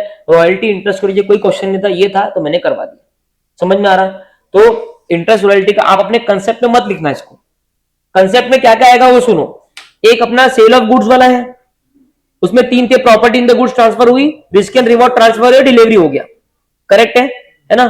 तो ये हो गया, और अनसर्टेनिटी वाला पॉइंट कि कोई अनसर्टेनिटी उसमें नहीं है, एक वो सेल ऑफ गुड्स हो गया। उसके बाद में ना आप डालना कंसेप्ट अनसर्टेनिटी वाला अच्छे तरीके से, बहुत सारे क्वेश्चन सिर्फ अनसर्टेनिटी की भी, ठीक है, वो वाला डालना। एक डालना सेल अप्रूवल का, एक डालना कंसाइनमेंट सेल का, एक डालना रीपर्चेसिंग का, एक डालना बिल ऑन होल्ड का। ठीक है, कंसाइनमेंट बोला ना मैंने, हाँ इतने डालना, क्लियर है सबको, डन। चलो ये बना लेना कंसेप्ट। अब आ जाओ, 2 क्वेश्चन बचे, 27 को काटो, 28 को काटो, खत्म। अब मेरे को 2 क्वेश्चन कराने हैं, 26 नंबर और 22 नंबर। डन, चालू करो, रेडी है आखिरी 2 क्वेश्चंस के लिए। चलो सबसे पहला बात करते हैं इंस्टॉलेशन फीस। इसको लेके कंसेप्ट लिखा हुआ अपने पास में कि इंस्टॉलेशन फीस तब रिकॉर्ड करनी है जब कंप्लीशन ऑफ सर्विस हो जाए, राइट। एक बार आंसर पढ़ते हैं, पढ़ना प्रीत। Installation fee.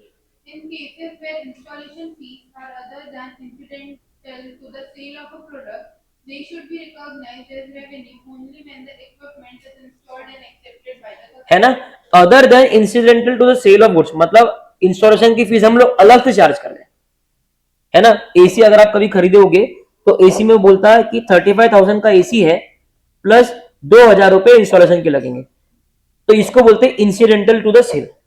और मान लो 35,000 में इंस्टॉलेशन का प्राइस इंक्लूड है, बोलते हैं इंस्टॉलेशन फ्री, तो जब ये रिकॉर्ड होगा ऑटोमेटिकली इंस्टॉलेशन भी रिकॉर्ड हो जाएगा, समझ में आई बात। तो इंस्टॉलेशन नॉर्मली जो AS9 में इंटर में आपको दिख रहा है वो सारा इंसिडेंटल टू सेल है, मतलब अलग से ले रहे हो। तो वो कब रिकॉर्ड करेंगे, जब installation of service is completed and the product is accepted by the buyer, कि हाँ भैया तूने एसी बराबर फिट किया, अब तू जा ऐसे, ठीक है, ओके। दूसरा क्या है, एडवर्टाइजिंग एंड इंश्योरेंस कमीशन, इसको स्टार मार्क करो, ये क्वेश्चन को स्टार मार्क करो। हाँ, एडवर्टाइजिंग वाला पढ़ो प्रीत। Advertising and insurance agency commission. Revenue should be recognized when the service is completed.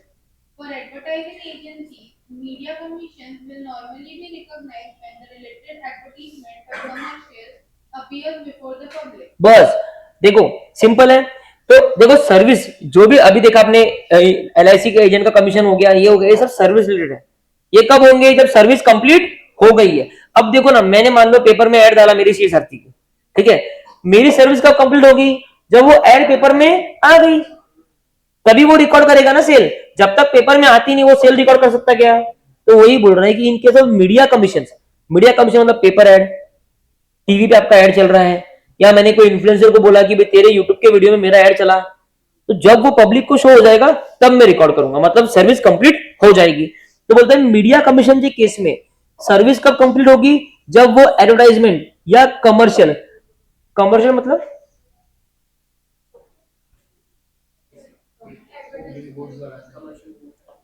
C normally ये जो कमर्शियल वर्ड है ना, ये बोलते हैं जब टीवी पे ऐड आती है, ठीक है, टीवी कमर्शियल्स, यस। और advertisement normally paper add, billboard, उन सबको बोलते हैं, ठीक है। अपीयर्स बिफोर द पब्लिक, आगे, And the necessary intimation is received by the agency. ठीक है। As opposed to the production commission, which will be recognized when the project is completed, insurance agency commissions should be recognized on the effective commencement or renewal dates of the related policy. Correct है। Insurance का हमने ऊपर ही पढ़ा था कि renewal dates पे या फिर पॉलिसी की कमेंसमेंट की डेट पे हम लोग रेवेन्यू को रिकॉग्नाइज करेंगे। ये प्रोडक्शन कमीशन का मतलब क्या होता है? नॉर्मली ना कुछ चीजें होती है जो अपन किसी को प्रोड्यूस करने को देते हैं कि मेरे पास टाइम नहीं है, तू प्रोड्यूस कर, मैं तेरे को उसकी गुड्स देता हूं, तू प्रोड्यूस कर। तो वो कमीशन मैं कब रिकॉर्ड करूंगा? जब वो गुड्स प्रोड्यूस हो गए। तो यही बोल रहा है when the project is completed, है ना। मैंने वेबसाइट बनाने के लिए दिया, जब वेबसाइट बन गई तो हो गया, जरा कमीशन ले ले, खत्म बात, ठीक है। बस ये सर्विस को लेके सब इसमें यही है कि सर्विस जब कंप्लीट होती है तब, और फिर आपको केस टू केस बेसिस पे बताना पड़ेगा कि इसकी सर्विस कब कंप्लीट होगी। नॉर्मली वो आपको वही सर्विस के बारे में पूछेंगे जो बुक में है, बट अगर वो अलग सर्विस के बारे में कभी पूछते हैं तो थोड़ा दिमाग लगा देना कि प्रैक्टिकल वर्ल्ड में वो सर्विस कंप्लीट कब मानी जाएगी। अब तुम डेंटिस्ट के पास में गए, ठीक है, तुमने वो कंपाउंडर से नंबर ले लिया, अभी ये केस अपनी क्यूबी में नहीं है ना, तुमने कंपाउंडर से नंबर ले लिया और तुम लाइन में बैठे हो, ठीक है, लाइन में बैठे हो, नंबर आया नहीं, 31 मार्च आ गया, तुम बैठे हो, क्या वो रेवेन्यू रिकॉग्नाइज कर सकता? क्या सर्विस कंप्लीट हुई? क्या जब तक वो डेंटिस्ट का काम पूरा नहीं करेगा, मेरे को बैठा के 1 घंटा सब कुछ करेगा नहीं, तब तक कुछ होगा क्या? 31 मार्च आएगा, उसमें मेरी गलती है क्या? समझ में आई बात? तो सिर्फ कंपाउंडर से नंबर लेना that doesn't mean service complete. तो आपको थोड़ा दिमाग लगाना पड़ेगा, अगर कोई नया केस आता है तो प्रैक्टिकल वर्ल्ड में ये सर्विस कंप्लीट कब होती है। क्लियर है बात? पक्का? ओके। उसके बाद में सब्सक्रिप्शन फॉर पब्लिकेशंस, इसका क्या मतलब होता है?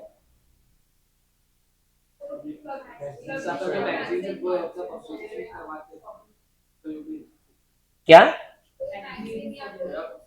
Magazine, magazine subscription for publications मतलब क्या हुआ है कि आपने ना टाइम्स ऑफ इंडिया की मैगजीन को सब्सक्राइब किया है। अब वो रोज आ रहा है और आपके घर पे टाइम्स ऑफ इंडिया की हर हफ्ते में एक बार जो छपती है आपके घर पे फेंक के जा रहा है, यस, या फिर आपको ई बुक तरीके से मिल रही है, ठीक है। देखते हैं, पढ़ो। Revenue received or billed should be deferred and recognized either on a straight line basis over time or where the items delivered vary in value from period to period. Revenue should be based on the sales value of the item delivered in relation to the total sales value of all items covered by the customer. Simple है, वो बोलता है या तो आप straight line basis पे करो, ठीक है, एक महीने में 4 बार वो आपको दे रहा, तो पूरे साल के रेवेन्यू आप महीने महीने में वैसे रिकॉर्ड करो कि जितने बार आपने दिया उतने बार रिकॉर्ड करो, एसएलएम बेसिस प्रॉपर तरीके से। कभी कभी क्या होता है, कुछ मैगजीन्स का वैल्यू कम होता है ना, और कुछ मैगजीन स्पेशल एडिशन होती है, तो वो हिसाब से भी आपको प्रोपोर्शनल बेसिस पे सेल्स वैल्यू रिकॉर्ड करना पड़ेगा, ठीक है। ये सब छोटे छोटे नीश पॉइंट्स है, इन पे एग्जाम में क्वेश्चन आने की प्रोबेबिलिटी कम है, लेकिन आया तो आप लिख देना स्ट्रेट लाइन बेसिस पे करना है, ठीक है। आगे अगला कौन सा है? शिप्रा, बी वाला पढ़ो। Shipra Limited has been successful dweller for the past 100 years 100 साल से ज्वेलरी के काम में हूं मैं। आगे and sales are against cash सिर्फ कैश में सेल होता है, ऑब्वियसली ज्वेलरी में क्या सेल कैश में होगा। आगे The company also diversified into apparel. अच्छा, अभी हाल ही में कपड़ों का काम भी एंटर किया है। आगे A young senior executive was put in charge of apparel business and sales increased 5 times. ठीक है, अपीयरल बिजनेस का सेल 5 टाइम बढ़ चुका है। One of the conditions for sale is that dealers can return the unsold stock within 1 month of the end of season. एक महीने में जो भी डीलर हमारे हैं, जो भी अनसोल्ड स्टॉक है वो हमको वापस दे सकते हैं। ठीक है, Sales return for the year of 25% of sales. Suggest a suitable revenue recognition policy with reference to AS9. बहुत ही प्यारा क्वेश्चन है। ठीक है, क्या है? शिप्रा है।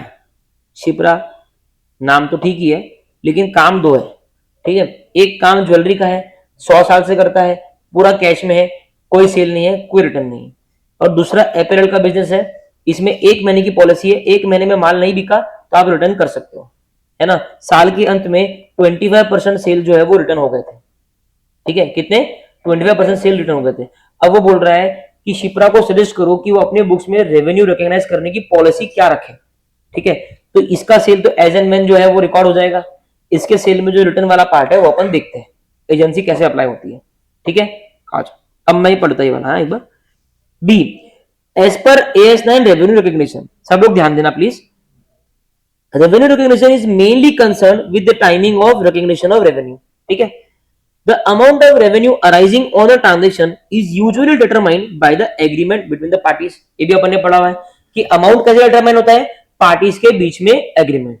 जब भी रेवेन्यू रिकॉग्निशन को लेके अमाउंट वाला सीन रहा तो ये लाइन जरूर डाल देना आप लोग, ये दोनों लाइन, कि रेवेन्यू रिकॉग्निशन टाइमिंग का खेल है और अमाउंट डिटरमाइन होता है एग्रीमेंट के बेसिस पे।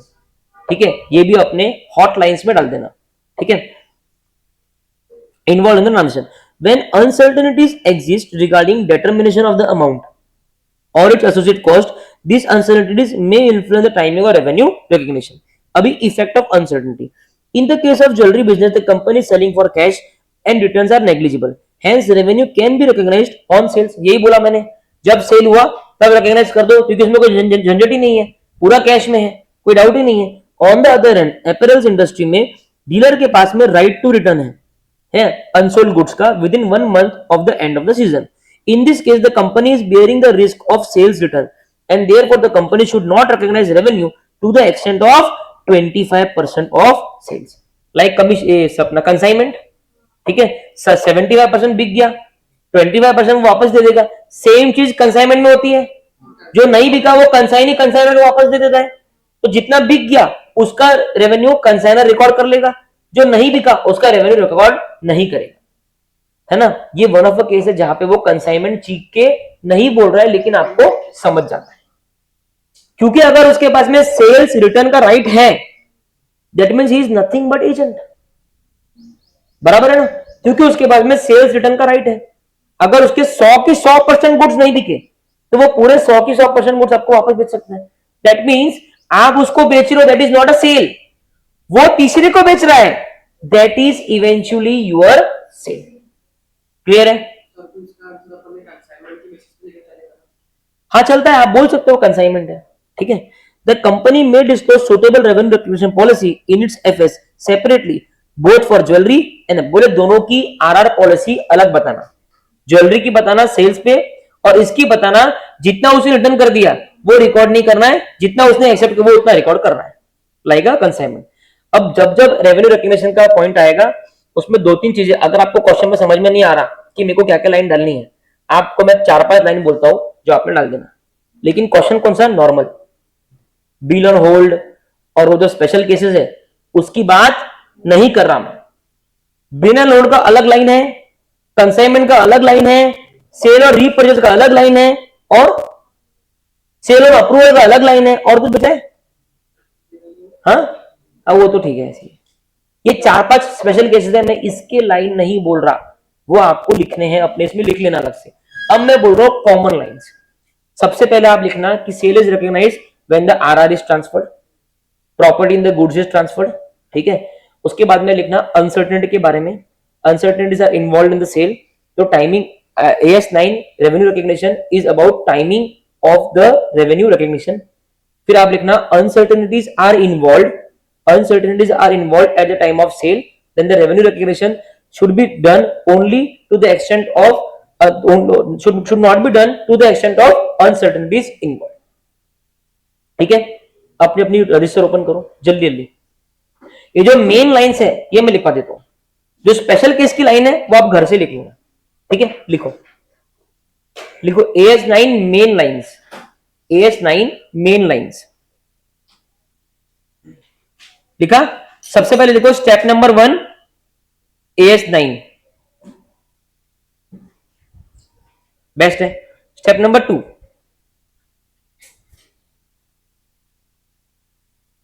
revenue recognition is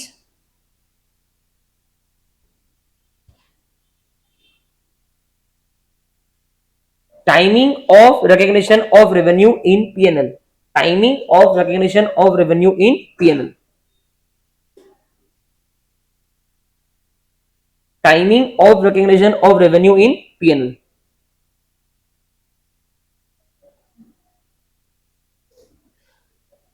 उसके बाद में अगला बुलेट, ये पहला बुलेट हो गया. स्टेप नंबर 2 ही चालू अपनी अभी. अगला बुलेट हो गया. अगला बुलेट लिखो, amount of revenue is determined as per the agreement. Amount of revenue is determined as per the agreement between parties.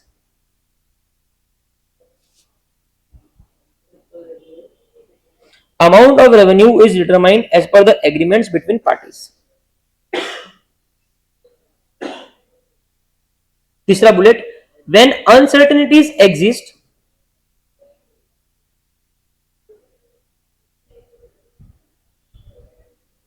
regarding the determination of amount,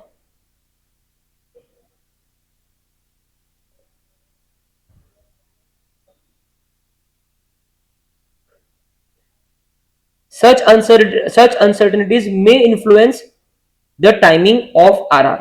Such uncertainty may influence the timing of RR. उसके बाद में अगला bullet, also uncertainty regarding the ultimate collection affects the timing of RR. Uncertainty regarding the ultimate collection, fast लिख प्रेम. Uncertainty regarding the ultimate collection also affects the timing of RR. उसके आगे, on account of such uncertainty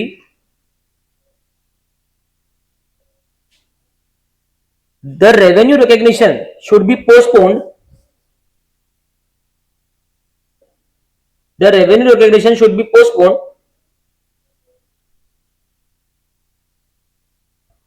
to the extent of uncertainties involved. ठीक है ना. उसके बाद में एक आखिरी बुलेट और लिखो और उसमें लिख दो, if ownership transfer issue is involve. If ownership transfer issue is involve, अगर ऐसा कोई इशू इन्वॉल्व है ओनरशिप को लेके, तो आप लिखोगे revenue recognition should happen when risk and reward in the goods are transferred. When risk and rewards in the goods are transferred,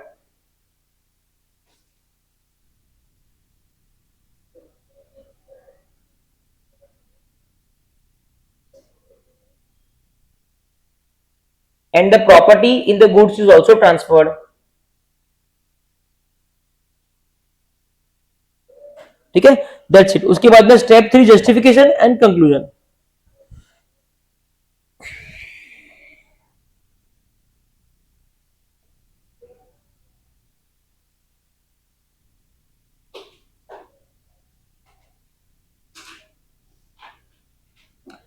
twenty two जो है 22 को भी स्टार मार्क करना. हाँ चलो, अभी अपना टाइम हो गया है.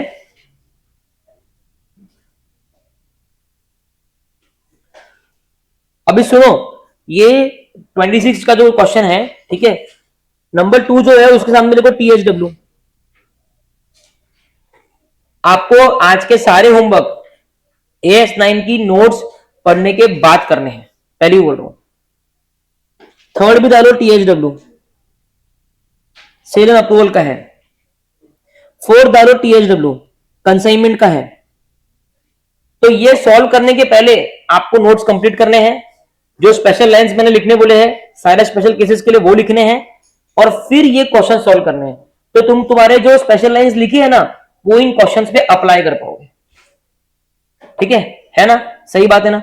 अभी फर्स्ट वाला जो है ना, सिर्फ एक बार फर्स्ट वाला सुन लो, ज्यादा वो नहीं है। AB limited purchase goods on credit from XY limited for 150 lakhs for export. ठीक है, the export order of AB limited was cancelled. AB limited ने क्या किया, गुड्स परचेज किया क्रेडिट पे XY लिमिटेड पे। ठीक है, 150 लाख के लिए फॉर एक्सपोर्ट। ठीक है, जाने दो, ये मैं कल करूंगा, इसको टाइम लगेगा। ये एक क्वेश्चन मैं 5 मिनट में कल सवेरे कर दूंगा, इसका आंसर भी क्योंकि मेरे को लिखना है। ठीक है, और कल हमारा अगला एज चालू होगा, कौन सा होगा बता दूंगा मैं। ठीक है, और अभी हम लोग वहां पे भी टेस्ट है ना अपना आज। ठीक है, अपना ऑडिट का चैप्टर 1 का टेस्ट अभी है पहले। हाँ, अभी टेस्ट है और टेस्ट के बाद में क्लास है। ठीक है, तो अभी बजा है 9। ठीक है, 9:10 पे हम पेपर चालू कर देंगे। ठीक है, मतलब यहां से 8 मिनट बाद में। ठीक है, जाओ।